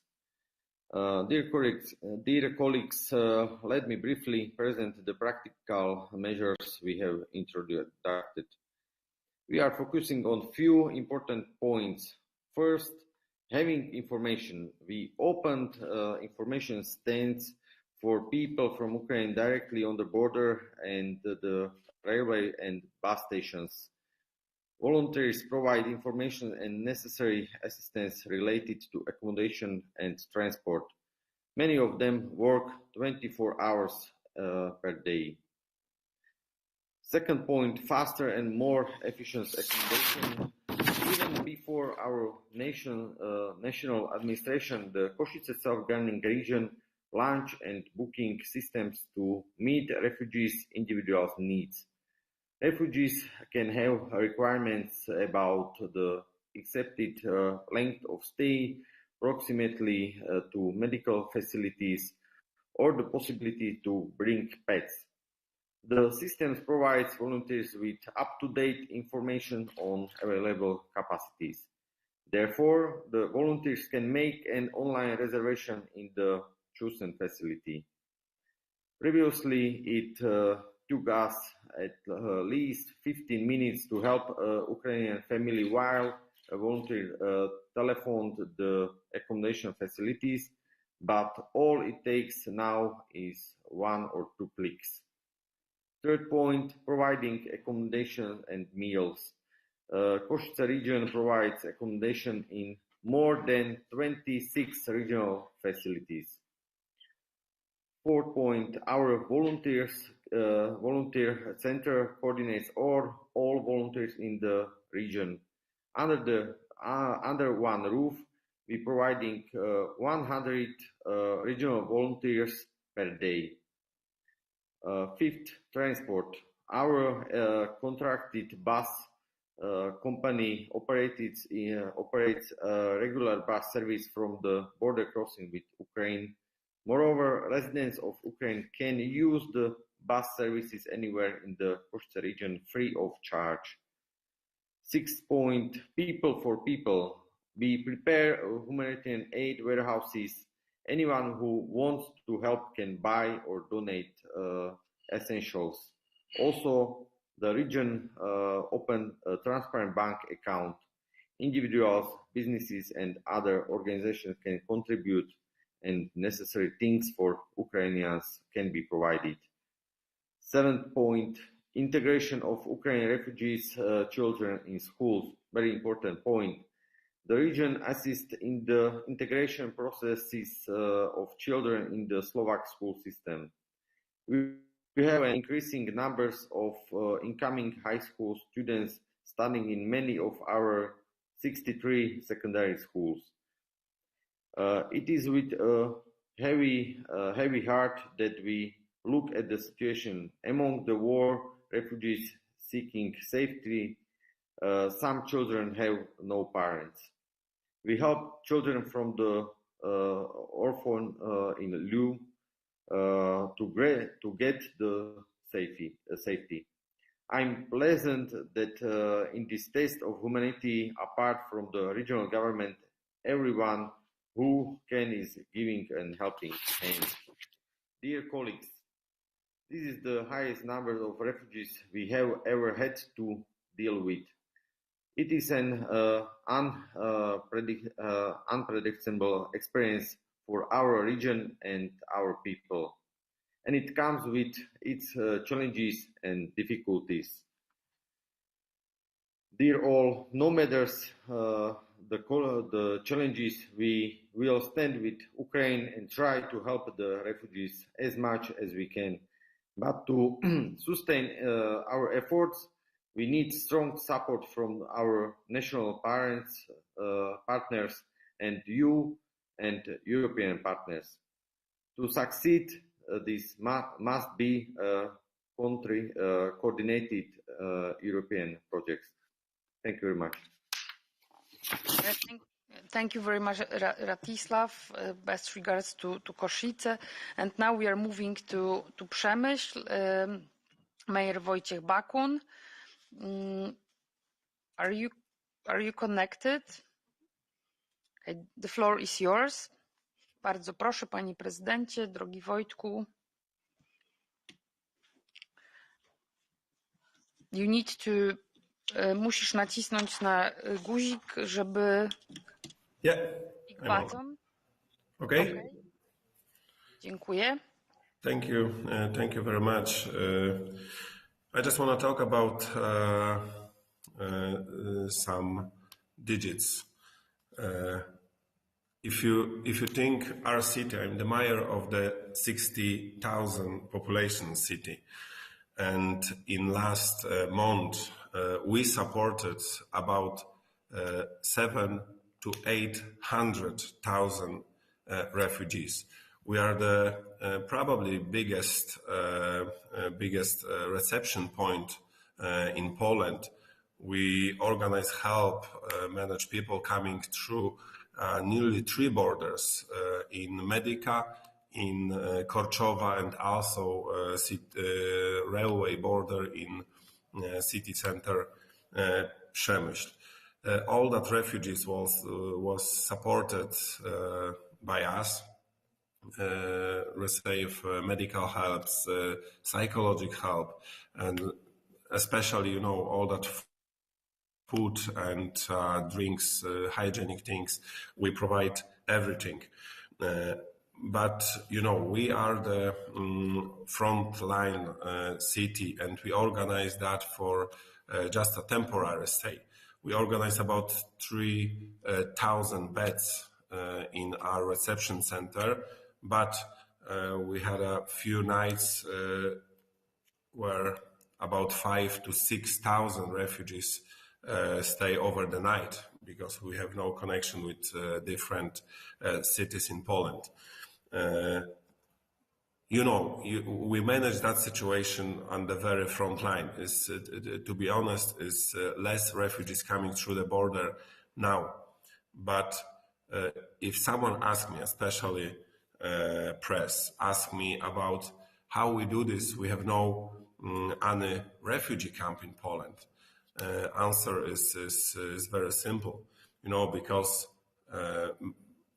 every refugee, nearly all of refugees coming to Poland stay in our houses.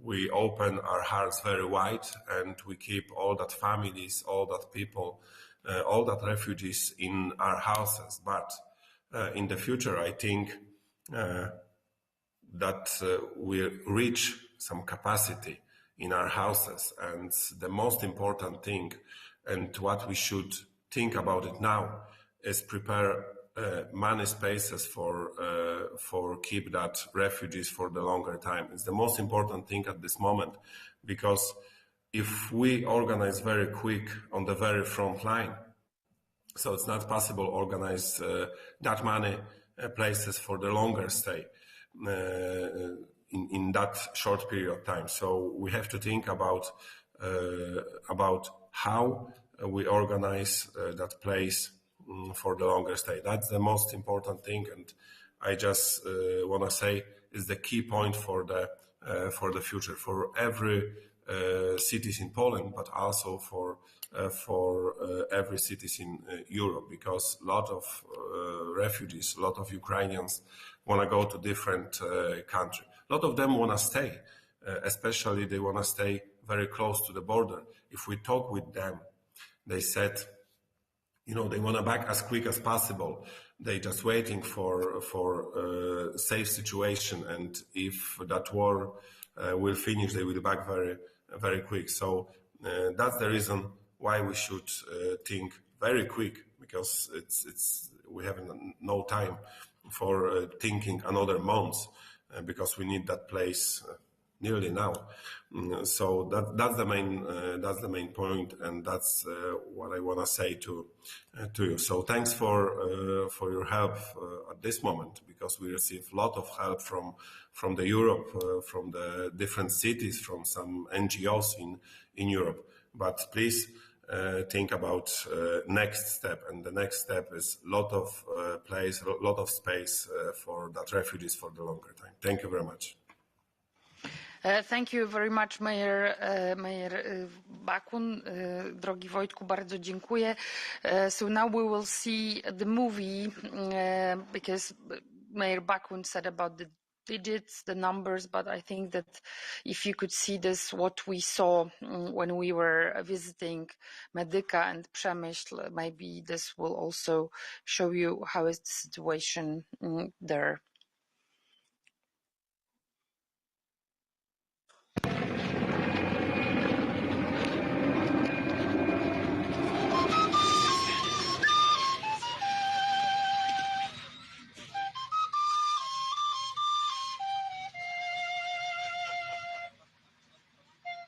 Bardzo ciężko, bardzo. I ludzie umierają, dzieci. Coś strasznego. Coś strasznego. Ja nie umiem panu te wszystkie przekazać. Mieszkania nема. Już rozbite. Naprawdę to jest bardzo trudne czasy dla Ukraińców. Bardzo dziękujemy Polakom, wszystkim krajom Europy za to, że nam wspierają, ale no niestety widać, że tej pomocy nie jest tak za bardzo dużo, nie? I jeżeli ktoś mnie tam usłyszy czy coś, no proszę o tej pomocy, nie? Bo każdy Ukrainiec teraz walczy o niepodległość całej Europy i mi się wydaje, że to jest ważne для нас. Просимо помощь, тимчасовий захист. Коли закінчиться війна, хочемо повернутися до рідного краю, до України, до нашої неньки. W ciągu miesiąca przez Przemyśl przejechało 700 tysięcy uchodźców. Blisko 2,5 miliona uchodźców z Ukrainy trafiło do Polski. Mimo tego nie mamy w Polsce ani jednego obozu dla uchodźców. To nasze wielkie serca spowodowały, że wszystkich ich przyjęliśmy pod nasze dachy, ale wraz z rozwojem tej sytuacji nie będziemy sobie w stanie z tym poradzić sami. Pomóżcie nam. Будь ласка, допоможіть нам. Допоможіть нам, будь ласка. Please help us. Допоможіть нам. Please help us. Допоможіть нам, будь ласка. Can you help, please?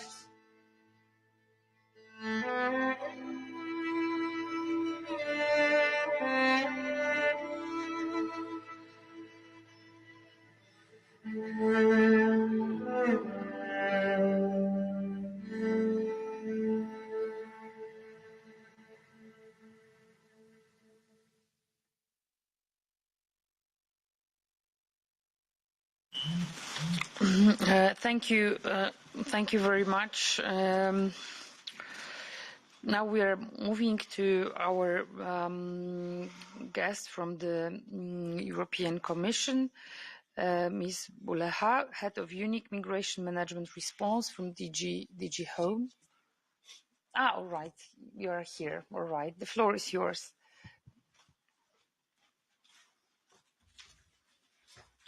Thank you, Madam Chair. And on behalf of the Commission, first of all, could you please speak to your microphone, which is here, because for the translation it would be much easier. Thank you. So I speak from DG Home Affairs, Migration Management, and I wanted to thank you for the opportunity and also for the opportunity to listen to representatives who are on the front line. This being said, from the perspective of the Commission, I wanted to inform you of the first initiative taken by the Commission after the adoption of the Temporary Protection Directive, which is the setting up of the Solidarity Platform, a platform that aims at collecting and listening to the needs of the Member States in terms of reception and more, and to match those needs with offers for solidarity also across the Union. So it gathers the EU member states, the Schengen associated countries, and also EU agencies and a number of services of the Commission which are key to line up all the instruments. Now, the Solidarity Platform, as a first big operation, has taken care of indeed alleviating the heavy burden on Moldova and organizing the transfer of persons displaced from Ukraine to Moldova. We have until now 8 member states which have pledged to transfer people from Moldova. Another 3 associated countries, Switzerland, even Liechtenstein, offer to help. In order to organize this operation, of course, we're counting on the generosity of the member states, also the support of EU agencies, UNHCR and IOM. It is our lessons learned. We have a few flights which have taken place, is that a number of people to be transferred come with vulnerabilities, some traumatized. So we have had to agree specific procedures to be doing that with the care for vulnerables. And we have another set of procedures also to care for unaccompanied minors. There are a number of them which needs to be transferred with specific procedures. Alleviating the burden of Moldova has been a top priority under the Solidarity Platform because it helps also Romania and the other countries neighboring Europe. Of course, you will tell me this is not enough. What about the other member states, Union member states, which are under pressure? Within this procedure for transferring people from Moldova, we have foreseen also and agreed, with the great help of Romania, to have the possibility of having a stopover so that people could be also transferred from Moldova, the corridor to Bucharest and all the way to other member states. The vision is more than that, as I have been hearing from many representatives here. It's also about alleviating the pressure on the remaining member states neighboring Ukraine. There, I think the second set of operation under the Solidarity Platform is to establish an EU-level coordinated approach for transfer and hubs of information, as we have seen, where people are gathered. The ultimate objective there is to have an orderly, let's say, organization of all the refugees across the European Union. It is important at union level. I hear a lot of appeals to have a systemic and a union organization for this unprecedented movement of people and displacement of people. So the ambition here, as it was discussed at the Council of Ministers on Monday this week, is to have an EU coordinated level. So we need a vision and a clear picture of where are the concentrations and the hubs, the human hubs, where are the transport hubs. So we have started this week, no later than yesterday, to discuss with the transport sector the transport hubs, but also for the countries which are able to show what is their reception capacity. In this operation, it is also important to provide the right information. We see that refugees make the preference to stay closer to the ground, which is a legitimate thing that we need to understand.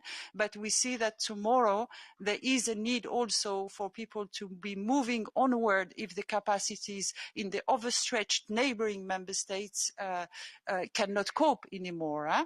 So this is the second busy agenda for the Commission. And with that also providing the right information to people on their rights, on the opportunities for moving onward, the transportation, but also the opportunities and offer in remaining member states. It is, and I hear there are a lot of bilateral type of cooperation and solidarity happening already between many municipalities and countries and in the neighborhood of Ukraine and the rest of Europe. But we would like to see this being scaled up. Now, I have heard also the call for, a massive call for solidarity even beyond the European Union. And we do have, since the beginning of the Russian aggression on Ukraine, we have intensified conversations, contact and cooperation with partners of the EU. And we have agreed already tomorrow, Thursday, yes, to kickstart really concrete discussion and exchange notes with the US, Canada, and the UK. All of them have either pledged to take persons displaced from Ukraine directly, with different sort of schemes, you name it. It's resettlement, it's family reunification. So we are now coordinating notes between the efforts from the European Union and from these partners of the Union. Yes, today it's US, Canada and UK, and tomorrow we may need more. Last word on this. Indeed, an important thing is to deal with the situation of today, but another important thing is to prepare contingency for more than that, because nobody knows what tomorrow is going to be made of, and this is yet another strand of work that we are taking care of. Thank you for your attention. Thank you very much. I see already Ms. Groter would like to ask the question, but first we have Luba Karpachova, and then we will move to the discussion. Okay, so Luba Karpachova, Refugees Department led at Promote Ukraine here in Brussels. The floor is yours. Thank you very much, and good morning, ladies and gentlemen. First of all, thank you for having me here and giving a chance to speak about the challenges we have here, specifically in Belgium, that we're having with the displaced people, with the refugees from Ukraine. So my name is Luba Karpachova. I am a refugee department lead at Promote Ukraine, and it's an NGO based in Brussels. Originally, Promote Ukraine was was founded in 2014 when the first case of Russian aggression at Ukraine territory took place. At that time, the organization was more as a media and advocacy platform created. But as of February 24th, 2022, a large number of volunteers joined our organization, and we literally grew from a few people to more than 70 skilled professionals who are working day and night to support not only people in Ukraine by providing and sending them humanitarian aid, for example, but also working with the displaced Ukrainians who had to flee the country. And I will speak a little bit more about our experience as volunteers. So please bear with me because, again, I will be talking about the non-government organization experience. Belgium, being on more of a western side, almost a western frontier of European Union, wasn't really prepared for an influx of refugees. Well, nobody in reality was, but from what we have experienced, Poland, Romania, or Slovakia, or other bordering countries with Ukraine, they organized almost immediately and very quickly the reception centers for refugees, welcome desks, translation services, so even advice on the safe transit through the countries, and we're really thankful for that. But in Belgium, what we have seen initially, the initial challenges were that people were arriving to Belgium and they were recommended just stay with your friends or family. And you can imagine only few people had really friends or family here. The registration process was terrible. People had to stay for hours, 8 to 12 hours on the street, literally under the rain. Many vulnerable people with disabilities, elderly, with young children, they had to wait for long hours to be able to register for a temporary protection status, and there were no food, no support, no blankets to keep them warm during the night, for example. Nobody was really expecting them here. And thanks to the huge number of volunteers, not just our organization, but there were a lot of people, volunteers, who were offering help, hot tea, support, advice, translation. We managed to get through this crisis. And I do want to thank Belgian government compared to how usually everything is taking place with all the bureaucracy. In reality, in a few weeks, they coordinated, and now we have a proper online registration process. People do not stand anymore on the streets waiting. However, we still have some issues with the welcome desks and info lines, and this is something that we're still working with, but in general, we have passed the initial crisis for the first influx of the refugees in Belgium. So from the current challenges, what we're seeing specifically in Belgium, and I'm guessing some other countries may relate to that. So first of all, in Belgium, after the people getting temporary protection status, there is a very different registration process in order to obtain a so-called Card A. So that's the official card with which you can obtain insurance, you can work officially, you can also apply for the money support. And depending on the town, but some towns will take a 2 weeks process, but we already have examples of small villages or cities where people need to wait just to register for more than 2 months. They have appointments on the 1st of June. That means that they're living in a temporary housing, they don't have money, they don't have any support. Belgian people who are hosting them, of course, they are not able, to provide food for those people on a daily basis. It might be families of 6, 8 people sometimes. So people do not have money, work, and on top of that, many people are coming with their own savings, which are obviously in Ukrainian hryvnia. So again, they cannot exchange hryvnias in Belgium, at least. I know Poland implemented certain laws to allow people to exchange up to, it's approximately 300 euro, a little bit over, to exchange those money, and that's very, very great. I'm very grateful for that, but I don't think we have the same process for the countries that are using euro. The second big challenge that we're experiencing already now, and that's what we're seeing, and we're asking for support in this direction, is the job search. The job search, you have to keep in mind that majority of people do not speak local languages. So obviously, being in Belgium, it's almost impossible to find a job without even at least basic English. So that first problem. Then officially, diplomas are not being recognized officially, and the current process might take 3 to 4 months. If younger generation, Ukraine was already part of the Bologna process, so for younger generation, at least the diploma can be equalized, but again, after 3-4 months, which is a very long time. For older generation, diplomas will not be even equalized, so again, they will not have official diplomas to work. So question is, what kind of jobs can they have here? And the third big group is most of our refugees are mothers with young children. So mothers right now are single because their husbands are fighting for Ukraine in Ukraine.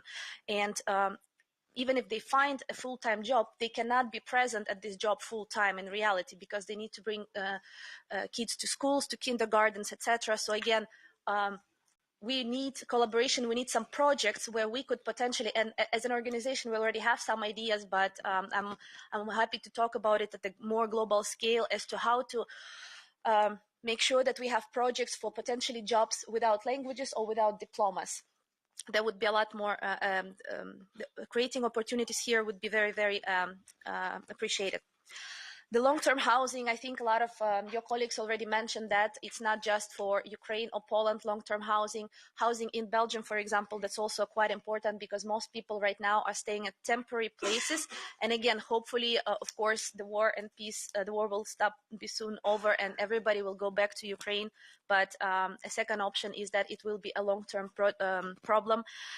So those people will have to find accommodation and again, where are we going? In Belgium, estimate it's going to be 200,000 people coming to Belgium. That's an estimate as of today. We do not know how long the war will continue, and if this is going to be truly a number, probably even more people will come to Belgium. And the last challenge that we're having, and I will mention that, so I already mentioned at the very beginning, the volunteers were helping a lot, people in the line for the registration. However, unfortunately, by the government, we weren't allowed to provide official support. So while the government were mentioning to us that they need help with the translation and with people, they weren't allowing us to stay there at the registration center. We were literally kicked out from the train stations because we wanted to organize welcome desks there. So we do need collaboration and support in recognizing volunteering organizations.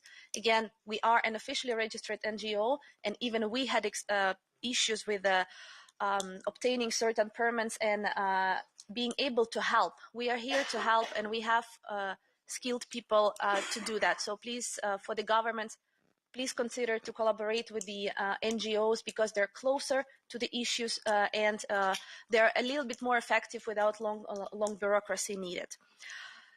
With that being said, thank you all so much for your attention, and Slava Ukraini.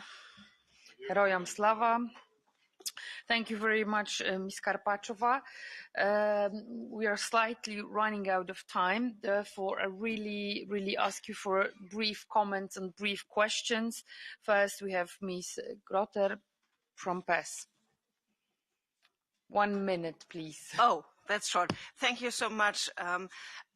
So what I want to say is that for me and for the PES group, it is very important to say that from our point of view, all refugees who arrive at the European Union deserve equal treatment, which means we do not only have to deal with the Ukrainian refugees, but we still have refugees arriving from other countries, which is especially a problem in my hometown because we're trying to do it for all of them and we try to treat them equally, even if they have a bit of a different legal status. But we have to find accommodation for all, and we have to find schools for all, and we have to make sure that they all get healthcare and so on.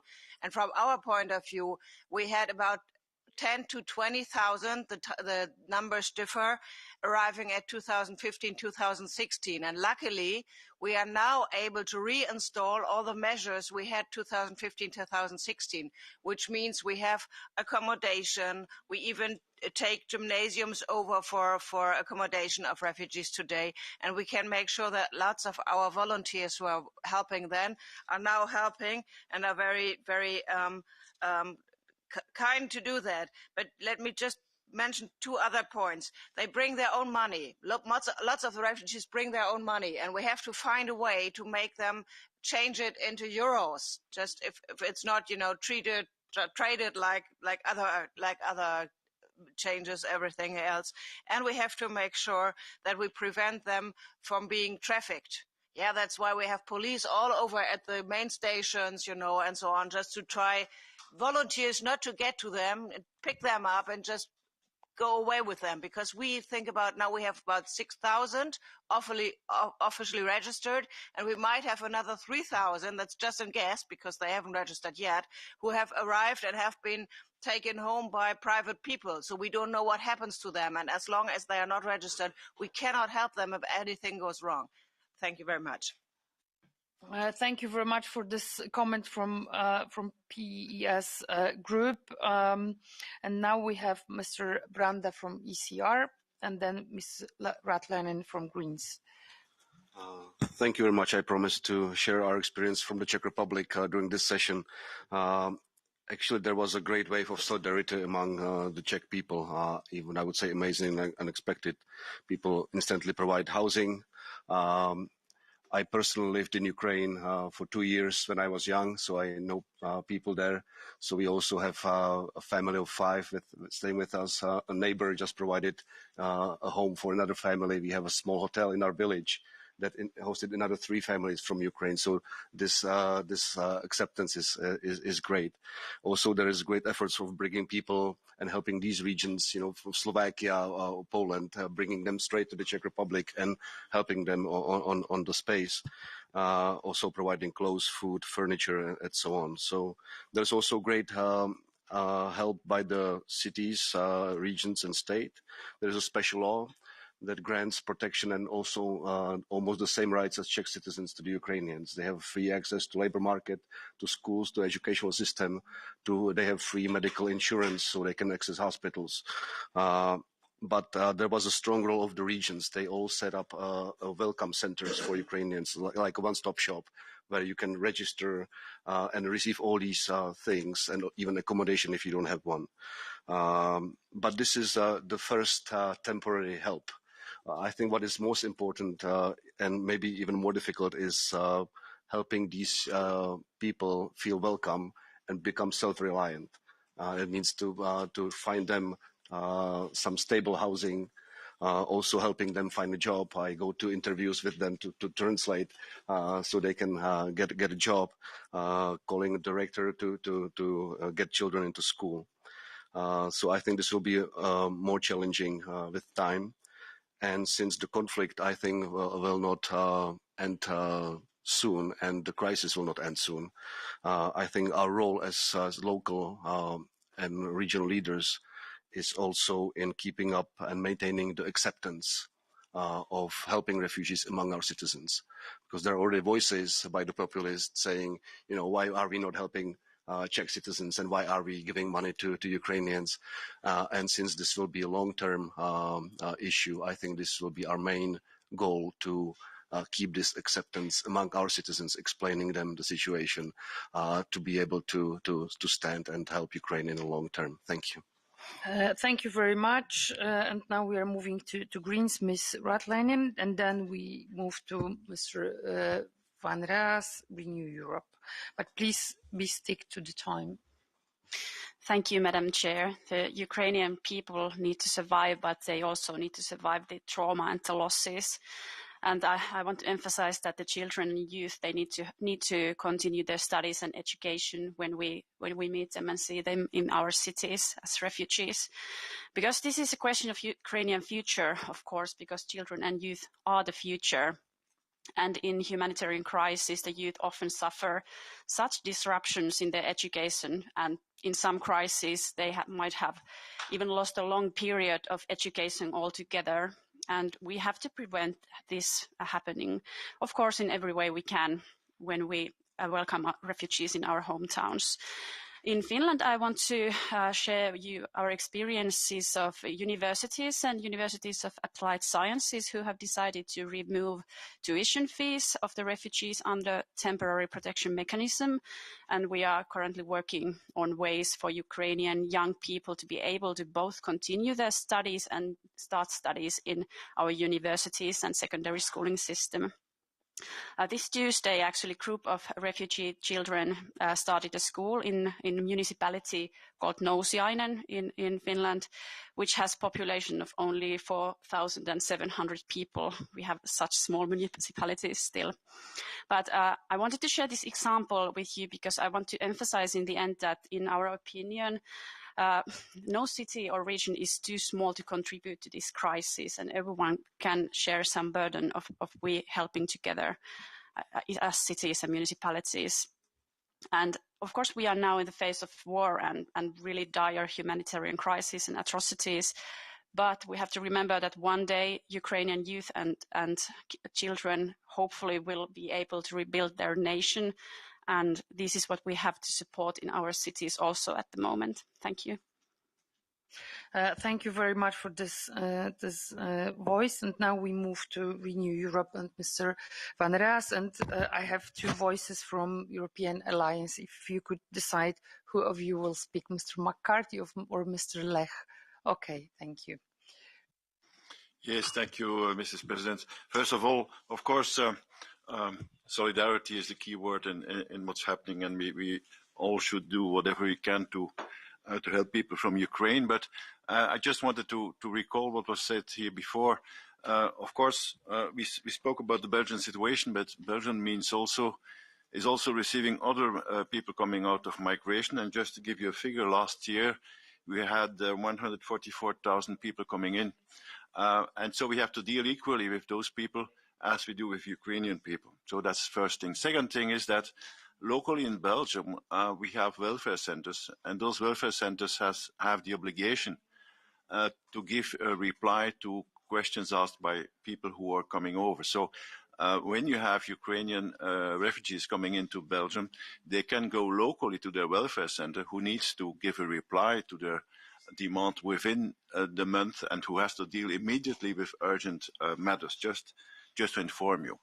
I'm also dealing with university matters, and there I can tell you that for the university I'm working with, the University of Brussels, we decided that all Ukrainian students would be helped by our university. And so we created a special fund just to help them because they are in a very difficult situation. When we speak about the University of Brussels, you speak easily about 100 to 150 students who from one moment to the other are without income because, of course, no money is coming in. And so we created that, and I know the other Belgian universities just do the same thing. So, of course, at the beginning, there was it took some days to give the right reply to the urgent matters, but I think now things are going better, and of course, we can always do better. And now many other organizations, I'm also a member of a Rotary Club, they are helping concrete people on a concrete base from day to day. So I think the reply in Europe is massive, and this is a good thing. And of course, we are fighting for Ukrainian people, but also for democracy, and this is very important. Thank you. Thank you very much. And now Mr. Lech, European Alliance. Dziękuję, Pani Przewodnicząca. Dużo już zostało powiedziane na temat tego, co robimy w Polsce i co robimy w Europie na rzecz nieszczęsnych uchodźców. Szanowni Państwo, szczególnie my Polacy, odczuliśmy to jako po prostu naszą wojnę. To tak jakby zbrodnicza Rosja napadła bezpośrednio na nas, tym bardziej, że mamy z Ukrainą wspólną historię, trudną, ale wspólną i w tej chwili chyba nikt nie powie, że Rosja jest bratnim narodem ukraińskim, tylko właśnie Polska i Ukraina, szczególnie my na wschodzie. Mnóstwo działań, które zostało przeprowadzone przez te 31 dni przez naród polski spowodowało, że te 2,5 miliona uchodźców znalazło u nas schronienie jak we własnym domu. Szczególnie my, samorządowcy, tym bardziej, że prowadzimy w tej chwili, nawet wczoraj powstał raport dotyczący naszych dotychczasowych działań. Są to rzeczy niezwykłe, które zostały dokonane w naszym kraju, ale również w innych sąsiedzkich. W różnych regionach naszego państwa różnie też do tego podchodzimy, bo mamy w Polsce około 2,5 tysiąca gmin, ponad 300 powiatów, 16 regionów i oczywiście zupełnie inne działania podejmowane były przez regiony, gminy, miasta leżące w najbliższym sąsiedztwie Ukrainy, inne przez Warszawę, a inne jeszcze w oddaleniu. To, co cechuje uchodźców, którzy trafiają do Polski, to to, że relokacja jest dobrowolna. Stąd też największy napływ uchodźców jest oczywiście do stolicy i do dużych miast, a duże rezerwy tkwią jeszcze w mniejszych gminach i mniejszych miejscowościach, ale wszędzie ci ludzie znajdują otwarte serca i chęć pomocy. Zbieramy dary, przygotowujemy bazę i wciąż ją uzupełniamy o miejsca, gdzie znajdą ci ludzie swoje nowe życie w naszych rodzinach, w naszych różnego rodzaju kwaterach i tak dalej. Prowadzone są zbiórki pieniędzy, redystrybucja darów, czy to do ośrodków uchodźczych, czy bezpośrednio do miejsc potrzebujących na Ukrainie. Jak również mamy kontakty nie tylko między sobą, jako samorządy polskie, ale również jako nasze bliźniacze miasta czy gminy w Europie Zachodniej, czy w różnych miejscach świata. Mogę się podzielić krótką refleksją, ponieważ dosłownie kilka dni temu byłem w ośrodku uchodźczym w Hrubieszowie, 5 kilometrów od granicy z Ukrainą. Szanowni Państwo, to jest coś niezwykłego. Kilkuset wolontariuszy z Polski, z Europy i ze świata, którzy śpią w śpiworach na podłogach, ażeby pomagać tym ludziom, którzy tam w tym ośrodku, był to wcześniej, jeszcze dzień przed wojną, rozgrywane były mecze sportowe, hala sportowa przekazana przez panią burmistrz tego miasta. Oddolna inicjatywa mieszkańców, którzy determinacją doprowadzili do tego, że ten po prostu obóz powstał. Najpierw dla 100 osób, ale w ciągu dnia by przybywało tam nawet 600 uchodźców, którzy później byli odbierani przez czy to samorządy, czy NGO-sy, czy przez nawet autobusy, które zmierzały do różnych państw w Europie.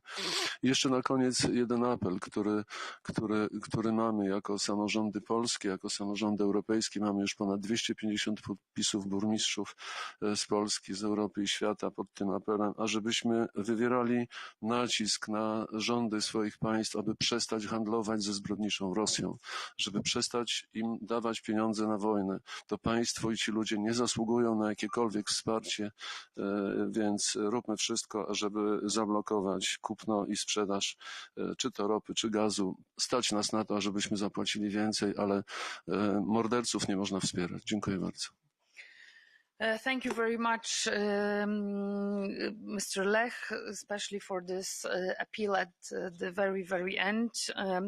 So now we are very quickly moving to our political debate, because one of the speakers, Mr. Vitaly Klitschko, Mayor of Kiev, have really limited time for us. So very, very quickly we move to this debate. And without my forwards, we will move to Kiev. Vitaly Klitschko, are you with us?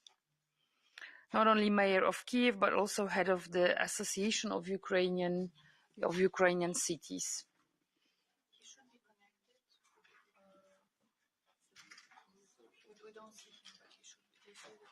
All right, Mr. Klitschko, Vitaly, jesteś z nami? Okay, so I will. Maybe conclude the refugee. All right. So anyway, thank you very much for this very informative session on refugee issue. We really would like to present something what was prepared by the Committee of Regions. We would like to offer a tool to help connect these requests and offers. We launched today an additional module to our Solidarity with Ukraine website. This is so-called Info Support Hub for regions and cities. You can see it on your screens. Through this hub, members and partners can submit their request for support, as well as register their offers to accommodate displaced persons, provide transport, interpretation, schooling, and other forms of help, as well as material support for the temporary placement of refugees.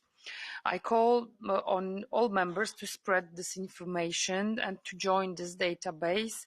The working group secretariat stays at your disposal to provide more information and contact. So I do hope that this hub will be useful tool, replying also to the needs we already discussed during this debate. Do we know if we have connection with Mr. Klitschko?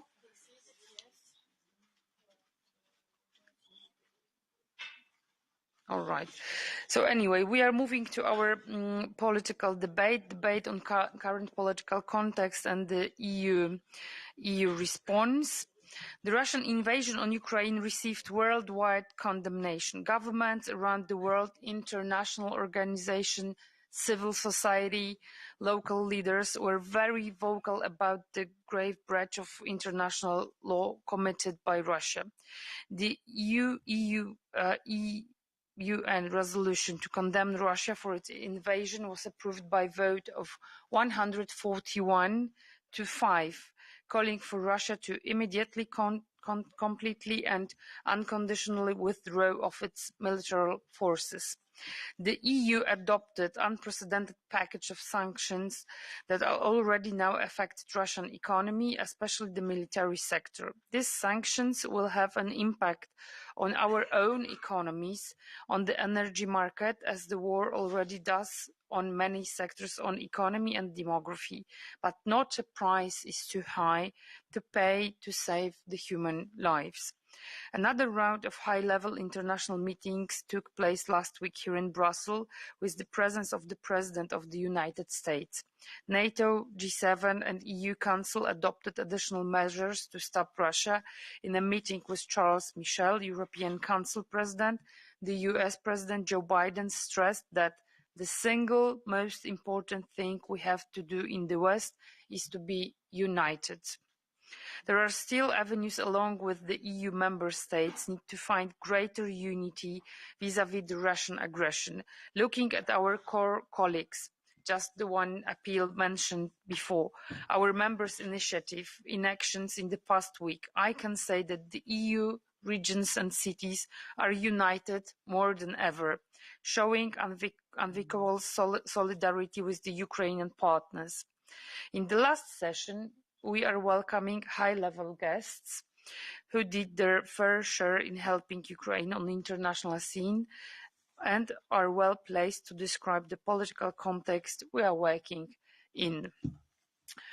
Do we have Mr. Klitschko with us? They're rebooting. Maybe they connect him. All right. So maybe we will move to our first speakers. Welcome, Mr. Michael Gahler, member of the European Parliament, the European Parliament Standing Rapporteur on Ukraine. Mr. Gahler, the floor is yours. Dziękuję bardzo, Pani Przewodnicząca. Dear colleagues, thank you very much for the invitation. And as we're here in the Committee of Regions, just before you, my previous interlocutor was the chairwoman of the Kharkiv Regional Council, Mrs. Yehrova Lutsenko. I just met her in the parliament, and I also learned that Kharkiv region is twinned with Wielkopolska, And my region, Hesse, is also twinned with Wielkopolska, but we are not yet twinned with Kharkiv. So I hope on so such a way we might establish something together in helping after the war the Kharkiv region to recover. I think that is one of the tasks that we should all undertake wherever we are from. Look, there are existing links already, and how can we extend it to existing partnerships and thereby help together also the regions and the cities in Ukraine to rebuild. As you rightly said, I'm the standing rapporteur, and of course I have been for quite a while.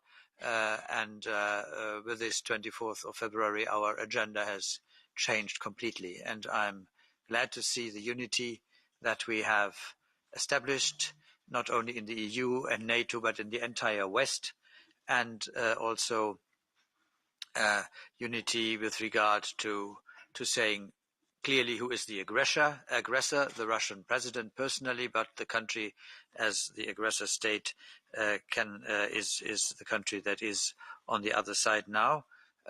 We are united with the sanctions. We are united with the support and also with accepting the refugees from the country.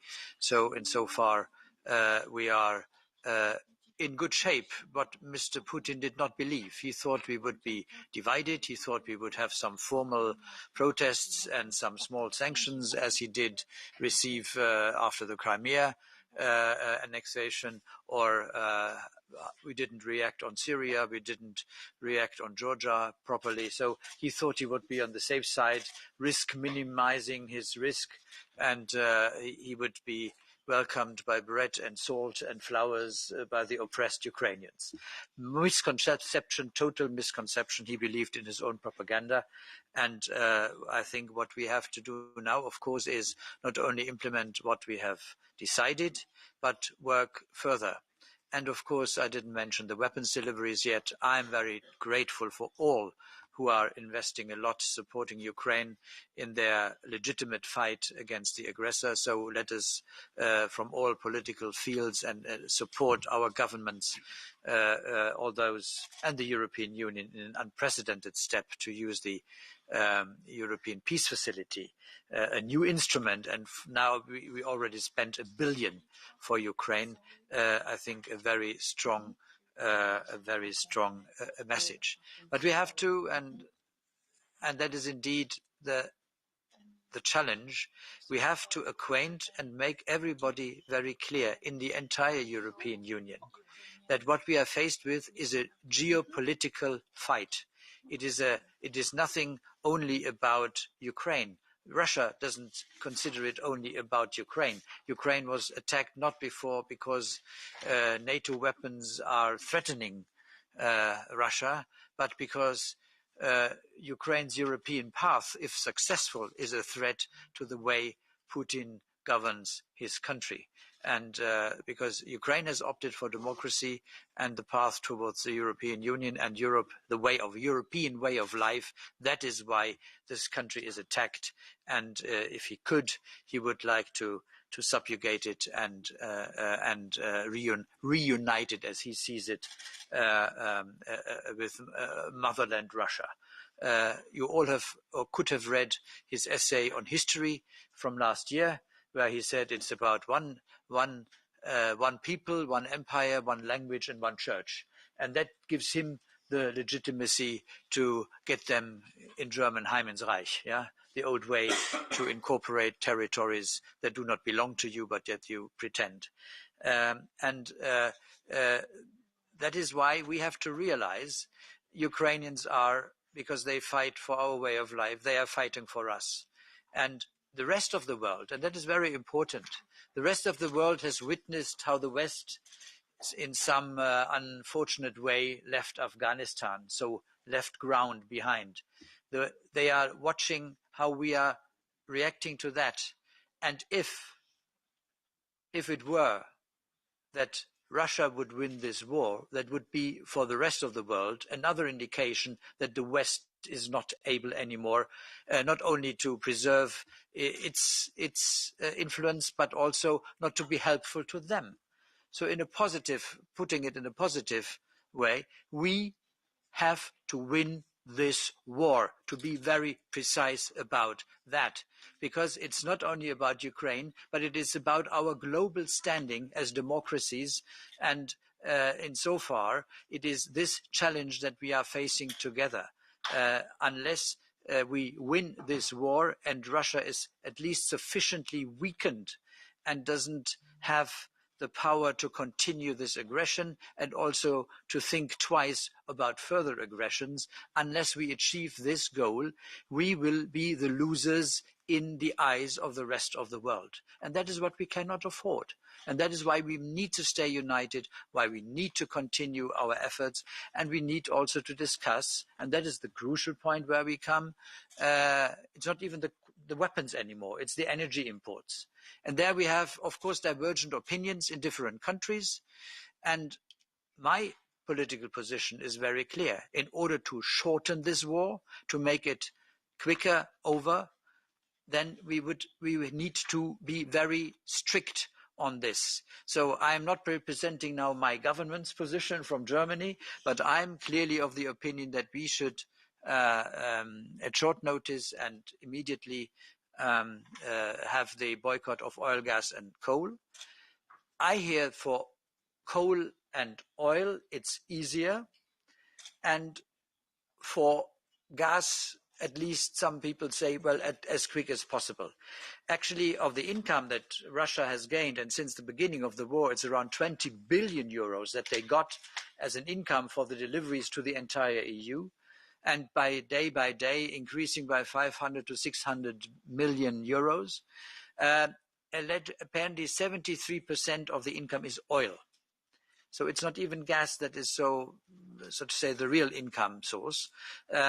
So if we, at least in the first step, got oil and coal blocked, and that could be replaced, that would already cover most of the income. And still, we are, as we speak, probably faced with the opposite boycott, where Russia is now, as they insist, to be paid in rubles.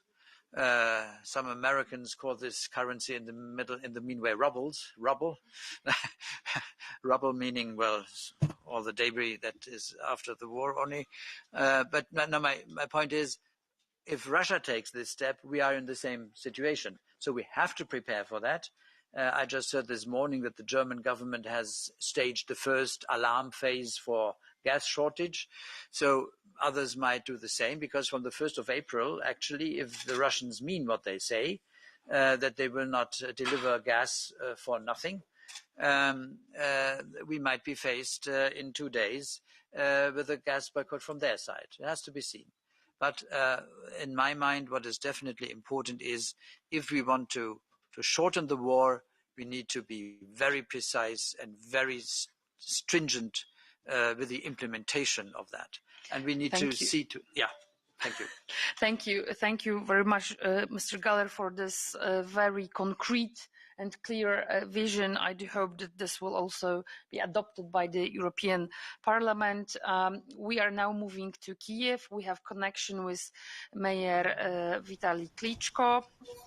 Vitaly, the floor is yours. Are you listening me? Yes. First of all, I want to say thank you very much. First of all, Council of Europe, European Committee of the Region, Corlip, for everyone. We very appreciate for your help, for your support is very important for Ukraine, for your humanitarian support, for your activity to take the people who move right now for temporary move from Ukraine, for financial support and also for weapon support. A couple of messages from Kiev. We received yesterday information. Right now the Russian forces move away from Kiev. It's not true. Whole night we listen to sirens. This means a rocket attack, and we listen to huge explosion east of Kiev and north of Kiev. It's means battles there. The people still died. It's really bloody war, and everyone have to understand the reason of this war. the reason Ukraine want to be independent country, Ukraine want to be a European country, Ukraine want to be the part of European family and with democratic values. We don't want to live in authoritarianism where nobody have in Russian Empire, where it's no human rights, no press freedom, no principal values, and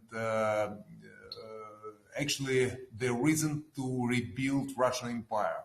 Everyone was surprised how Ukrainian forces stand front of one of the strongest army in the world, the Russian army. Clear explanation why. Everybody's surprised in the world because Russian soldiers fighting for money. They paid very well, but we fighting and defend our families, our children. We fighting for our future, and we fighting also for every one of you because we have the same principles.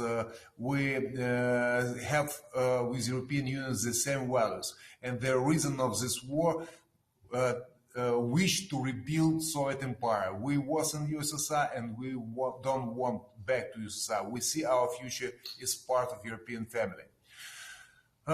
One second message. Right now, we very appreciate for everyone who helped Ukraine, but we not understand some position of politician in Europe. It's the position I can tell is half pregnant. From one side, they told, yeah, we against the war. From another side, they still communicate with Russia. I mean the business communication. I want to tell, the sanctions work very well. The sanctions very effective. And that's why it's every euro, every cent, what you send to Russian Federation. Russia never invests this money to economy, to the people. They invest the money to the army. And result, the images, do you have everyone see images from Ukraine? The result of this communication with Russia. If you make the commercial communication, business communication with Russia, this money have a blood. It's Ukrainian people blood. Right now, the world is white and black. And you support the freedom and principles and values and peace in Ukraine, or you support the aggressors at the Russian Federation. We understand it's very painful for economy for many countries. But right now, this is big tragedy, not just for our home country, for 40 million Ukrainians. It's big tragedy for whole Europe. And please don't forget, I listened that today from speakers, and I want to repeat, we're fighting for the same values. We defend not just our countries and our cities. We defend also European principles, and everyone have to understand that. I don't want to use so much time. I understand that the time is limited, but I can explain so many things. Everyone in Ukraine and everyone in Europe have one wish: to stop the war, to bring peace back to Europe. And thank you for everyone for your activity, for your proactive position to do it everything to bring the peace back to Ukraine. Big regards and thank you very much. We very appreciate for you support, humanitarian help. We need that right now, especially in this situation. We see who are real friends of Ukraine. Still with Ukraine. And last message. Please, unity is our key for peace in Ukraine. Please stay with Ukraine, stay for the peace. And our unity is a strong position. It's bring peace for Ukraine. But we still defend our home country. We still defend our citizens. We still defend our homes. And we hope the war will be finished soon as possible. Thank you. Mayor Klitschko, thank you very much for this opportunity to hear you directly. Dear Vitaly, I'm not quite sure if you heard what Mr. Galler just had said about his not only personal view, but also, as I deeply believe, this will be part of the report of the European Parliament regarding stop trading with Russia, especially with those strategic sources like oil and coal. I do hope that my home country, Poland, will also accept this and do this.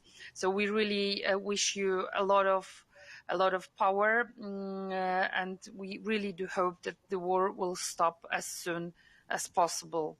All the best. Slava Ukraini.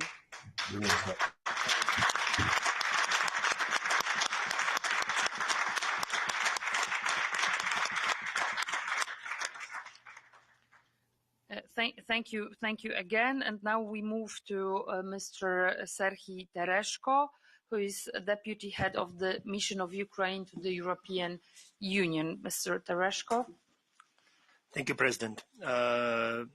Dear President, dear Mr. Galler, dear President, honorable members of the group, on behalf of Ambassador, I convey his and our mission's appreciation of your activities and of your particular group and of the European Committee of the Region in general. It is visible, it is sound, and we really do convinced that this role of your body is meaningful. Given the political nature of the panel which we are now in, I would probably shortly stop on the key general political expectations, issues which we hopefully will be supported by the European Committee of the Region and your particular group.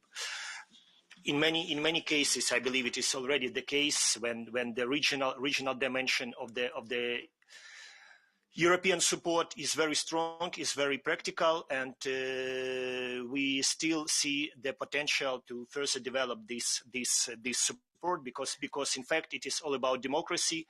The national governments are listening to your communities, are listening to your cities, are listening to your regions, and this is up to you and to use this democracy force to push your national governments to make more difference in the international and EU in particular support of Ukraine. Mayor Klitschko in fact described the critical situation on the ground. It's full-fledged war, nothing to add more. It's war in Europe. And we do believe and we do count that every European, every community, every city consider this war as a war against them, as a war against Europe, and that is why my first Ukrainian call is to have this war visible on the ground of your communities, on the ground of your cities across Europe, to keep demonstrating that every one of your citizens, of your community members are Ukraine. So that it is not fight only of Ukraine, it is consolidated fight of Europe. That is why we really encourage you and welcome you to keep mobilizing campaigns, manifestations across Europe in your cities to demand more support for Ukraine, to demand, which is really important, still to push national governments to close the sky over Ukraine. Because, as I said, there are much more potential that sometimes citizens in Europe believe in, that they can influence their national governments. It is really heartbreaking when we see your important landmarks across Europe lighted in Ukrainian national colors, and Ukrainians, in fact, see these signs of support, and this kind of solidarity should be further developed and demonstrated. So first, it's please keep support of Ukraine visible on your European streets and squares. Second, it's already well said by Mr. Galler and by Mayor Klitschko that again, sometimes sanctions are very important. Sanctions are strong and harmful to Russia, but sanctions still not overwhelming to stop Russian warfare. That is why many things can be still done on national level, just on even regional level, just limiting and closing any business with Russia, stopping trade with Russia, making money with Russia, preventing investments to Russia. And just a recent example, on this weekend, my Minister of Foreign Affairs just publicly criticized one of the European-wide companies which possess hundreds of stores across Russia. That company refused to leave the market of Russia. And there was a public pressure. And yesterday, at least one element of this change was withdrawn from Russia. It was announced that we are withdrawing from Russia. So public messaging, public pressure matters, because at the end, any business cares about their reputation, even though sometimes they are not directly targeted by the sanctions. So it is also in your power, in your local communities and regional communities' power to push to stop trade and making business with Russia. Next point is humanitarian assistance. Indeed, we highly appreciate that the European Union has launched, without exaggeration, largest ever humanitarian response to the situation in Ukraine, supporting both Ukrainians in the besieged cities, Ukrainians which are internally displaced persons across Ukraine, and also Ukrainians, millions of them, which are already now in the European Union, in your cities, in your towns, in your communities. So we encourage you to continue mobilizing humanitarian assistance, and to this end, we kindly encourage and invite you not only use and support the national mechanism of this humanitarian assistance, but also develop and make a full use of your twinning system, region to region contacts, city to city contacts, to not only to support the government's level assistance to Ukraine, not only on the level of the government to government, but also direct assistance to particular cities, particular communities which you can be in touch with, or even now. We invite you to look for a potential small towns, small communities across Ukraine, and to establish partnership relation. I originally come from the little town in Zhytomyr region, and my town never had a partnership relation with any French community, for instance. It's just kind of example. And when already the war has started, the mayor of this town, it's Bourges, city of Bourges in the middle of France, just contacted the mayor of my town and suggested let's establish now twins relations, and they concluded partnership agreement already under shellings and via video call, and since then already a couple of hundreds of my children from my town are already in that town. So this is kind of example that we can still act already now and invent new mechanism on even these circumstances. So next element, we altogether have to start thinking about comprehensive plan of the post-war rebuilding and reconstruction Ukraine. We can call it Marshall Plan, and I appreciate the European Parliament's resolution at the beginning of this large-scale elevation, calling for such kind of Marshall Plan, and I believe Committee of Region has also endorsed in its resolution such kind of assistance. It should be really comprehensive plan, and we have to altogether build up the new European Ukraine with all the infrastructure needed. And in this kind, we can also invent very, very, very simple but very, very, very practical solutions. Just again using your twins partnership relations. Just take particular community, take particular infrastructure object, and for instance, your community takes kind responsibility to rebuild some hospital in some small town. Like it was on national level already announced that Italian government announced that they will rebuild Mariupol theater. Greek government said they will rebuild Mariupol hospital. So nothing prevents all of us to rebuild small ambulance place in some village. So do use this opportunity. Do engage into this plan of reconstruction Ukraine Mr. on the local level. Tereshko, sorry to yes. to intervene, but we really need to, because we have really tough schedule and also guests, other guests waiting to speak. So thank you very much for this intervention. And now we are moving to Mr. Verbeek, who is a president of the Congress of Local and Regional Authorities of Council of Europe. 5 minutes, if you could stick to the time, please. I'll do my best. I'll do my best. Dear Chair, dear speakers, and then all members here in this meeting. I would like shortly to connect the personal suffering to the abstract debate on a political level we have. In daily life, I'm a governor of the region of Flevoland in the Netherlands. And yesterday on the train station of Utrecht, a traumatized woman from Ukraine arrived. She had been fleeing her country, and she arrived with one of her children, and the 2 other children died on the way. This is what we're talking about.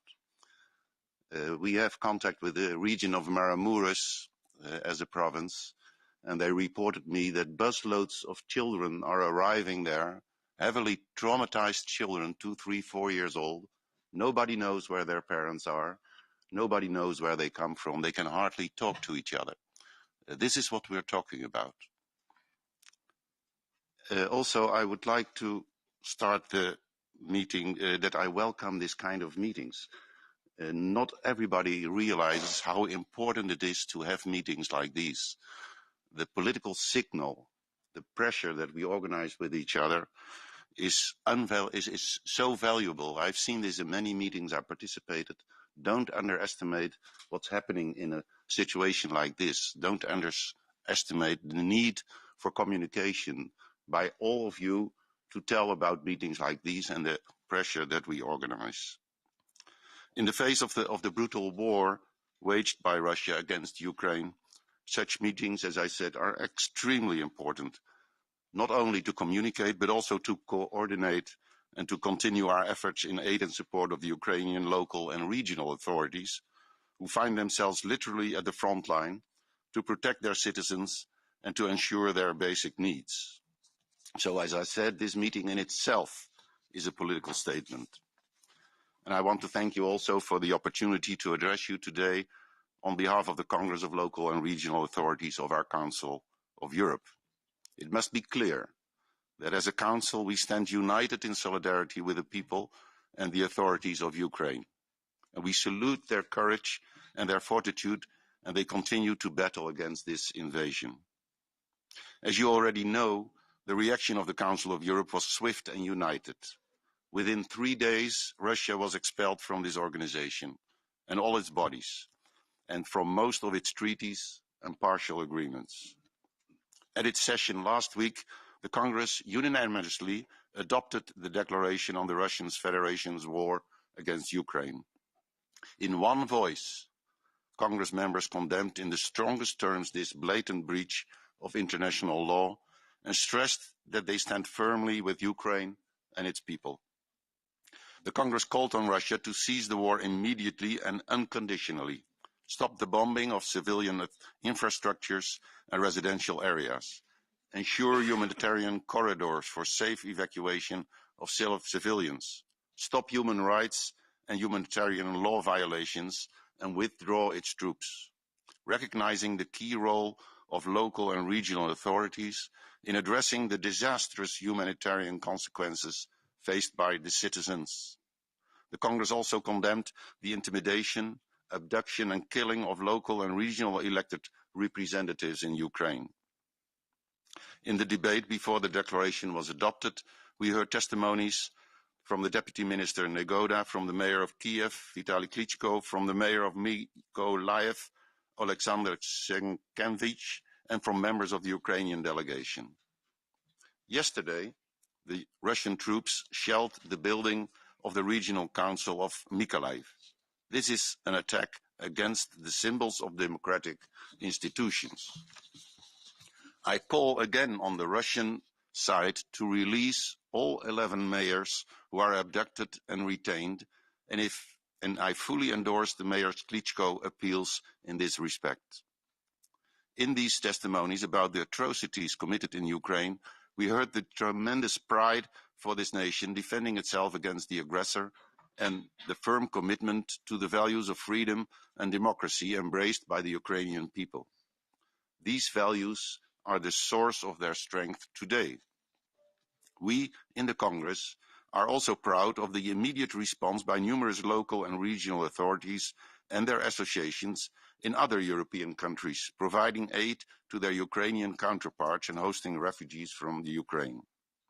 In the days before and after the debate, the associations of Ukrainian local authorities held a number of meetings to coordinate these efforts. We know that bilateral aid was provided, for example, by the associations of the local authorities from the Netherlands, Norway, the network of local authorities associations of Southeast Europe, and by many, many other individual local authorities. We have brought together our partners, European associations of local and regional authorities, such as the Association of European Regions, the AER, Association of European Border Regions, the Conference of Peripheral and Maritime Regions, to name but a few, to coordinate their support to the Ukrainian people and authorities. To coordinate these efforts, the Congress supported the launch of a platform created at the initiative of the city of Sindelfingen in Germany, whose mayor, Mr. Bernd Föhringer, is president of the Congress of Chamber of Local Authorities. The platform will serve to match the demands and needs of Ukrainian cities with the capacity, know-how, and supply from other European cities. Through this platform, local and regional leaders in Ukraine will be supported in addressing the daily challenges of citizens in their cities, towns, and villages. Our Congress also has financed bulletproof vests for our Ukrainian representatives in Congress so they can continue their work in their own country. I invite you all to visit the platform I spoke about. It's called City for Cities, with 4 with a number in it. Please register and give your contribution to convert political support to concrete operational activities. Do not underestimate your possibilities for political support. At the same time, we in the Congress remain in regular contact with the associations of local authorities and in particular the associations of Ukrainian cities, our privileged partner for several years. We are using the strong partnerships built over many past years, implementing the Congress cooperation activities in the Ukraine. And I'm also convinced that the many reforms undertaken in Ukraine, especially on decentralization and local empowerment, have contributed to the admirable resistance today. Many of you here today have contributed to this work, which has helped to make local communities and their leaders stronger in standing up for democratic values. And this is resounding proof that a society built on these values can withstand any aggression. Because, as the Congress stressed in its declaration, democracy, multi-level governance, and human rights are stronger than war. And this is why our work here, also in this meeting, is so important every day. Thank you. Thank you very much, Mr. Verbeek. We have limited time for the political groups, so please really be very, very stick to the time. 1 minute. First, EPP Group, Mr. Gablewicz. 1 minute, please. Dziękuję bardzo. Chciałem tylko podkreślić, że to co powiedział pan Mayor Klitschko, ta wojna jest dlatego, że Ukraina chciała iść naszym europejskim modelem i naszymi europejskimi wartościami. I dlatego ta wojna to jest tak naprawdę wojna z nami wszystkimi i tak jak powiedział pan galer. My musimy wygrać tą wojnę. Nie miejmy złudzeń. To, co w chwili obecnej się dzieje, to pewne zatrzymanie.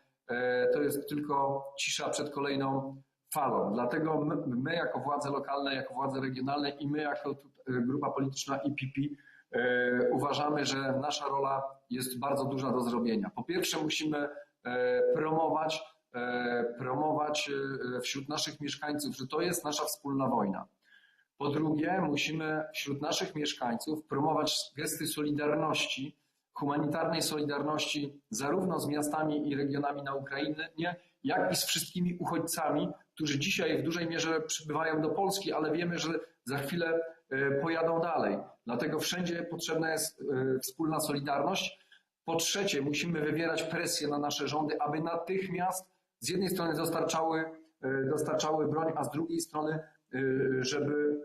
żeby wprowadzały realne sankcje, bo i tutaj musimy wiedzieć, że świat jest czarno-biały. My musimy wiedzieć, że tutaj wszyscy ci, którzy nie chcą wprowadzać sankcji, którzy chcą dalej handlować z Rosją, tak naprawdę powinni się znaleźć poza klubem wspólnoty europejskiej. Powinniśmy to jasno i wyraźnie za każdym razem artykułować. Wreszcie powinniśmy wywierać presję na Komisję Europejską i na wszystkie organy Unii Europejskiej, aby budować pomoc tu i teraz, żebyśmy zbierali pieniądze tu i teraz na pomoc Ukrainie, na pomoc uchodźcom i wreszcie, żebyśmy myśleli długodystansowo, żebyśmy skończyli z naiwnym myśleniem, że świat wróci kiedykolwiek, będzie kiedykolwiek taki sam i będziemy mogli robić z państwem rosyjskim, przynajmniej w takim jego autorytarnym kształcie, dalej biznes. Nie będziemy mogli, musimy zbudować własną odporność, musimy zbudować dobrą perspektywę dla Ukrainy na jej odbudowę, musimy uniezależnić się od rosyjskich źródeł, starać się wywierać presję na zmiany również tam. To są wszystko działania, które muszą być podjęte. Dziękuję bardzo. Thank you very much, Mr. Geblewicz. And now we are moving to Mr. Ortyl. Sorry. We have first Mr. Grotter from PES group, and then we have Mr. Ortyl from ECR group. Thank you so much, Madam President. I will speak German wir sind der Meinung, dass alle Flüchtlinge gleich behandelt werden sollten. Die International Crisis Group berichtet, dass Minderheiten sowohl von ukrainischen Behörden als auch bei der Ankunft nach Polen oder Ungarn diskriminiert werden. Farbige Ukrainerinnen und Nicht-Ukrainer berichten, dass sie sowohl von ukrainischen Personen als auch von Personen in den Aufnahmeländern bei ihrer Flucht nicht gut behandelt wurden. LGBTQI Personen laufen Gefahr, in Polen und Ungarn, den beiden größten Aufnahmeländern, weniger herzlich willkommen zu sein, da sowohl die polnische als auch die ungarische Regierung homophobe und transphobe Rechtsvorschriften verabschiedet haben. Transgender-Frauen dürfen die Ukraine nicht verlassen, weil sie in ihren Dokumenten als Männer identifiziert werden. Auch diese Fragen müssen wir ansprechen, wenn wir über eine Hilfe für die Ukraine sprechen. Gleichzeitig müssen wir dafür sorgen, dass wir unsere eigene Energieunabhängigkeit so schnell wie möglich erreicht werden, ohne uns anderen Ländern auszuliefern, in denen die Menschenrechtssituation ebenfalls problematisch ist oder auch dort zu Kriegen führt oder diese unterstützt. Darüber hinaus bedarf es einer engeren Zusammenarbeit mit ukrainischen Städten. Die SPE-Fraktion möchte vorschlagen, eine förmliche Vereinbarung mit dem Verband ukrainischer Städte, der Präsident ist Vitali Klitschko, zu unterzeichnen. Teil des Angebots könnte sein, dem Verband ein Büro in den Räumlichkeiten des ADR zur Verfügung zu stellen und eine neue Partnerschaft zu begründen. Außerdem müssen wir unbedingt sprechen über die EU-Erweiterung und den Kandidatinnen und Kandidaten realistische Angebote zu machen. Das war auch gestern Bestandteil der CIVEX Commission. Und der Besuch der Konferenz der Präsidenten in Polen ist in kommender Woche von entscheidender Bedeutung. Vielen Dank. Vielen Dank. Dankeschön, Frau Grotter. And now we are moving to Renew Europe, François de Coster, and then Mr. Ortel from ECR Group. Monsieur de Coster. 1 minute.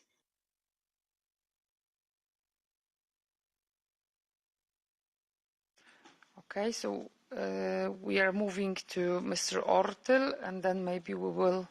Do we have connection with Mr. de Coster? So, okay, so Mr. Ortyl, Pani Marszałku, bardzo proszę.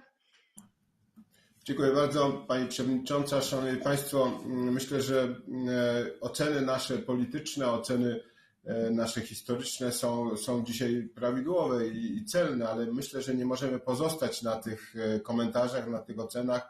Musimy działać. Jesteśmy w Europie w XXI wieku, a putinowska Rosja porywa ukraińskich samorządowców, merów wielu miast, jak to było powiedziane. Na pewno jest to starcie, szanowni Państwo, cywilizacyjne. Pamiętajmy o tym, że myślimy mamy do czynienia naprawdę z wielkimi zjawiskami tutaj społecznymi i politycznymi. Chciałbym przykład dać naszych oczywiście polskich obywateli, naszych wszystkich działań samorządowych i też dlatego też zaapelować o tą dobrowolność i przyjmowanie rodzin ukraińskich. To się dzieje oczywiście w Europie, nie ma wątpliwości, ale chciałbym o to apelować, żeby tak dalej było i dedykowanie tutaj jest konieczne też środków europejskich. Ja myślę, że ta baza ofert zweryfikowanych będzie działała i będziemy mogli przedkładać to rodzinom ukraińskim do wykorzystania. Proszę Państwa, myślę, że dzisiaj musimy bezwzględnie mówić o przyjęciu Ukrainy do Unii Europejskiej, ale nie tylko mówić i także nie wydawać takich opinii, o którą możemy posądzać każdego urzędnika, który powie, mamy tu procedury, to się zgadza, ale proszę Państwa, sytuacja jest nadzwyczajna. Musimy mieć podejście nieszablonowe, o tym pan prezydent Trzaskowski dzisiaj mówił, to ja się z tym zgadzam i podpisuję. Były jakieś błędy w tej sprawie, dzisiaj może cierpimy za to, ale zostawmy to, idźmy jak gdyby do przodu. Mamy nową perspektywę finansową, bezwzględnie konieczny jest program dla Ukrainy. Pamiętajmy o tym, że Komisja Europejska wyrzuciła Białoruś z programu Polska, Białoruś, Ukraina. Został zablokowany też program Polska-Rosja z obwodem kaliningradzkim. Twórzmy program, twórzmy działania i naprawdę ten ogrom zniszczeń i społecznych, i infrastrukturalnych, gospodarczych widzimy co dnia. Nowa perspektywa jest po to, aby środki europejskie jak najszybciej trafiły. Bardzo dziękuję Panie Marszałku. Thank you very much. And now we are coming back to Mr. De Coster. 1 minute, please, if we have connection. Merci, Madame la Présidente. Je pense que ce matin, nous avons vu une communauté politique en action. Et je crois que cela nous amène à penser que quand nous alignons nos valeurs aux actions que nous entreprenons, nous devenons crédibles. C'est la solidarité. Je pense qu'il nous faut retenir le message, l'appel du maire de Varsovie et créer nous-mêmes ce schéma de relocalisation sur une base volontaire. Je crois que le Comité européen des régions pourrait proposer un tel schéma dans les jours qui viennent pour que nous puissions ensuite l'alimenter grâce à la plateforme que nous mettons en place. C'est la question de la reconstruction. Là encore, je crois que nous avons à jouer notre rôle de relais entre les autorités locales et régionales.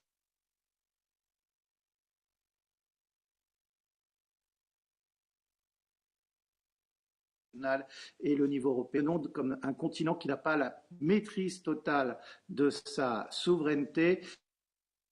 Il nous faut aller conquérir notre souveraineté énergétique. C'était la CECA qui nous a lancé dans le projet européen. Aujourd'hui, cette affirmation d'une souveraineté énergétique est essentielle pour l'avenir de l'Europe, comme nous devons conquérir notre souveraineté militaire et créer, après l'échec de la CED en 1954, une véritable Europe de la défense. Je vous remercie.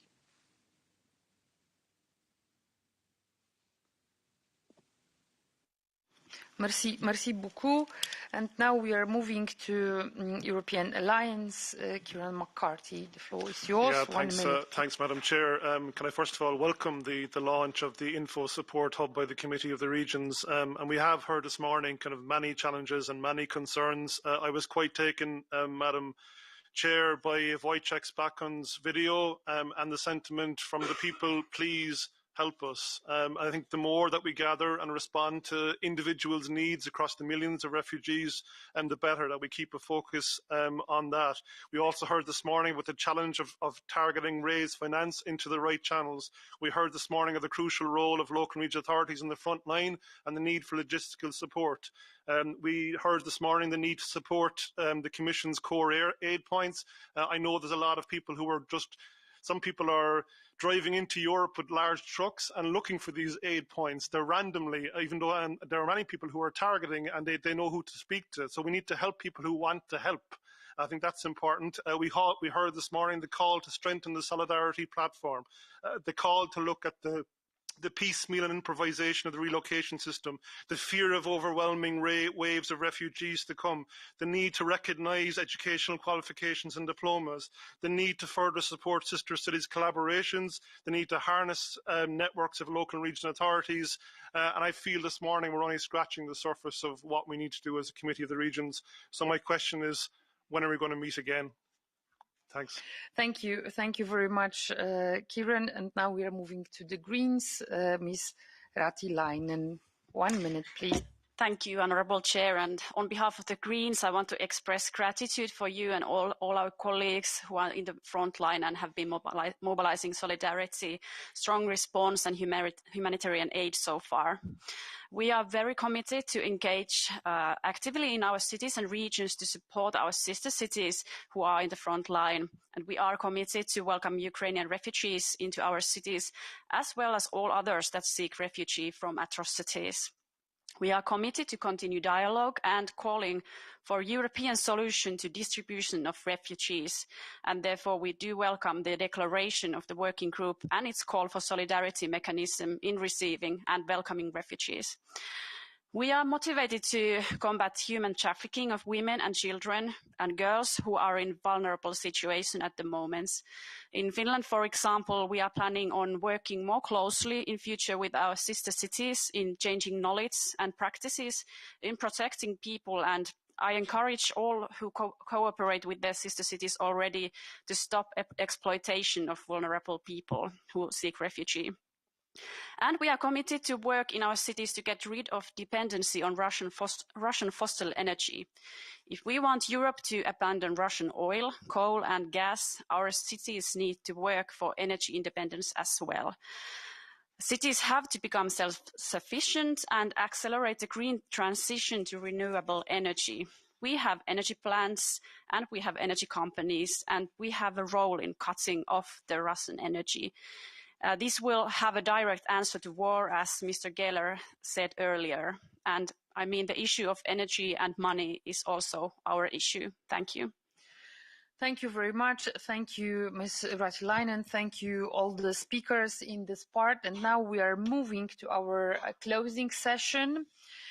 Dear members, we are honoured to welcome today the European Commissioner for Home Affairs, Ms. Ylva Johansson, who will address our Assembly with some ideas to consider on how the Committee of Regions can work together with the European Commission to support Ukraine. It would be also great to hear about the result of the Extraordinary Home Affairs Council on last Monday, 28th of March, which decided to the new forms of technical support and flexible financing solutions in the form of a 10-point plan.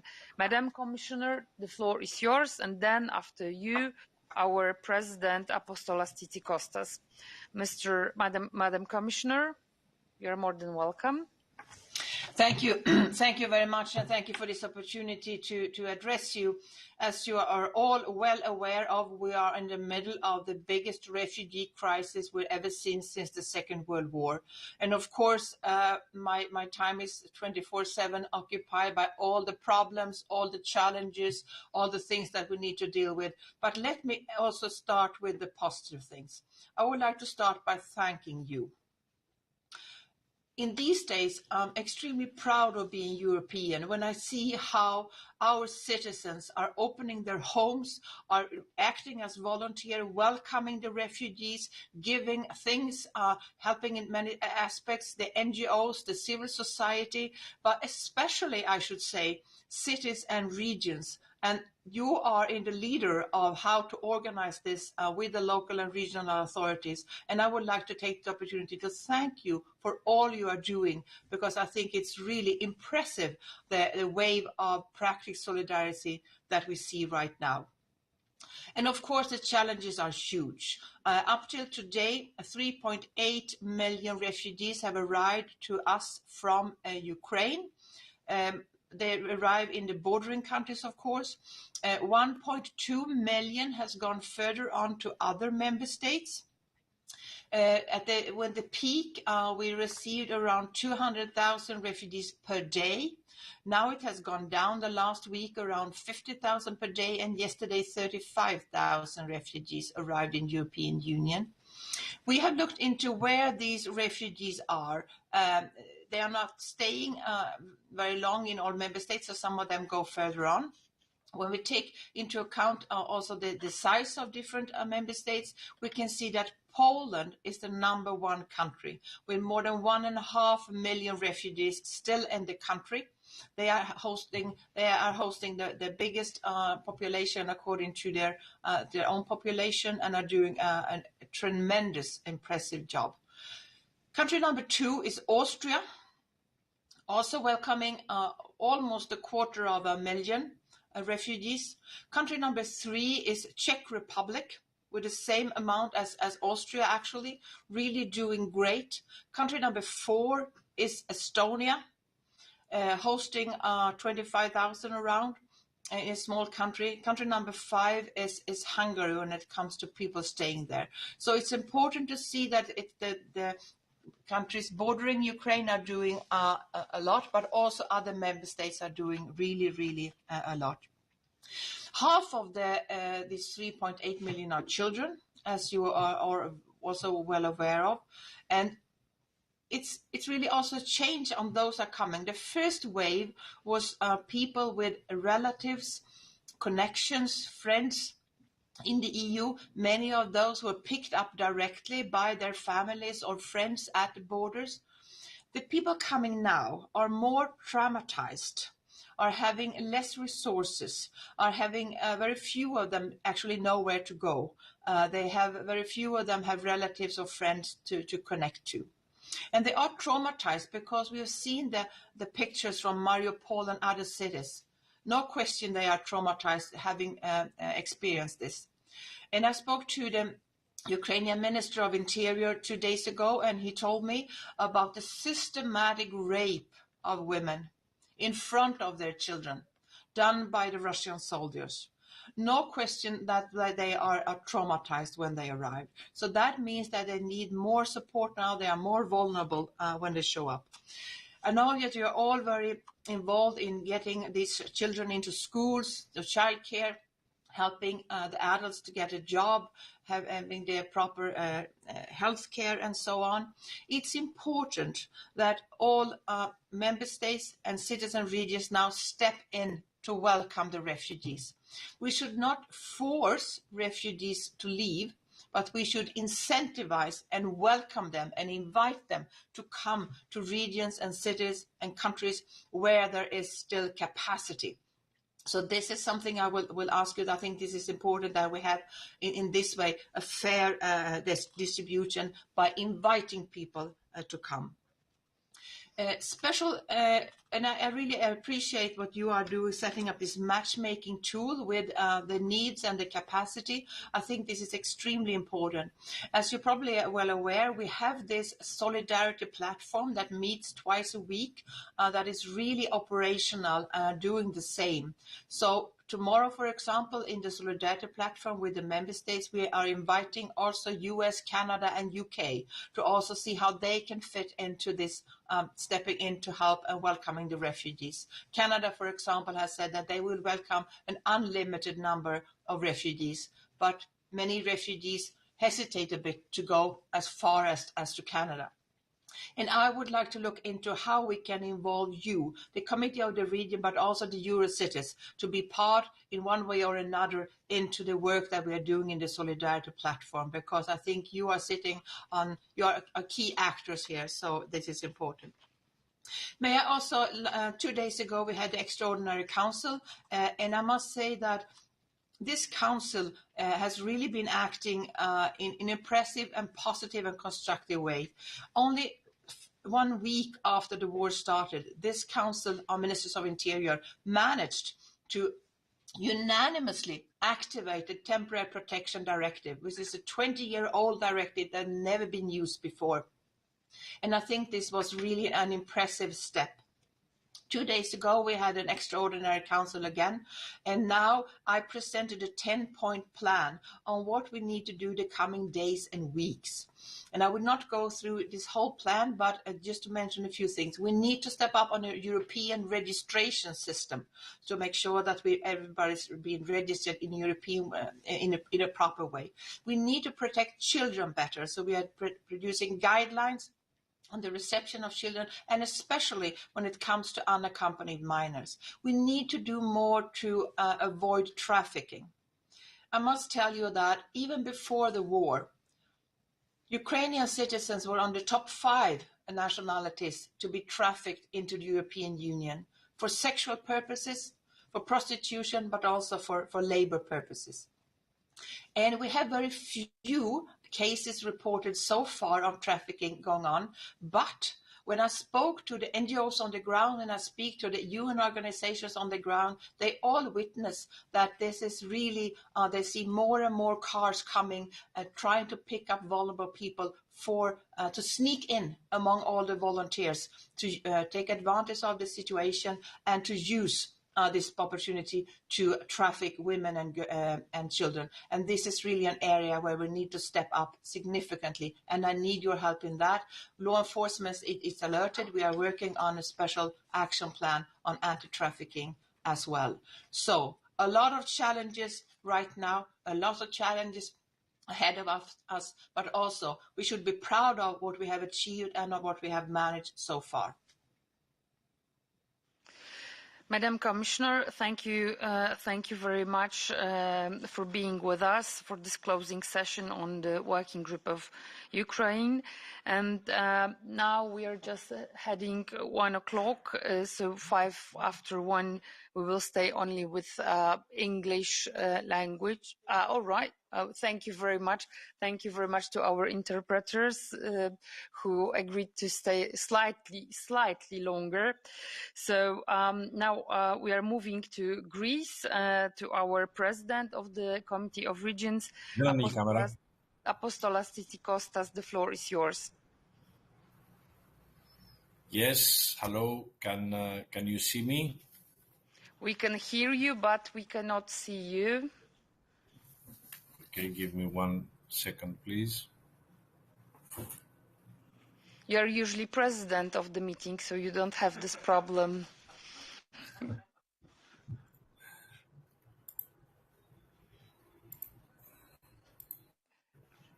Can Secretary somehow... all right, we can see you. Hello, hello, Apostolos. Hello. Thank you very much. Thank you, Mayor.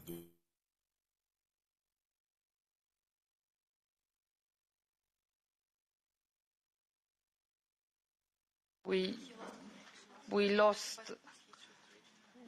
the connection, I think. So maybe we will. All right. You have me. Oh, all yes? right. Okay.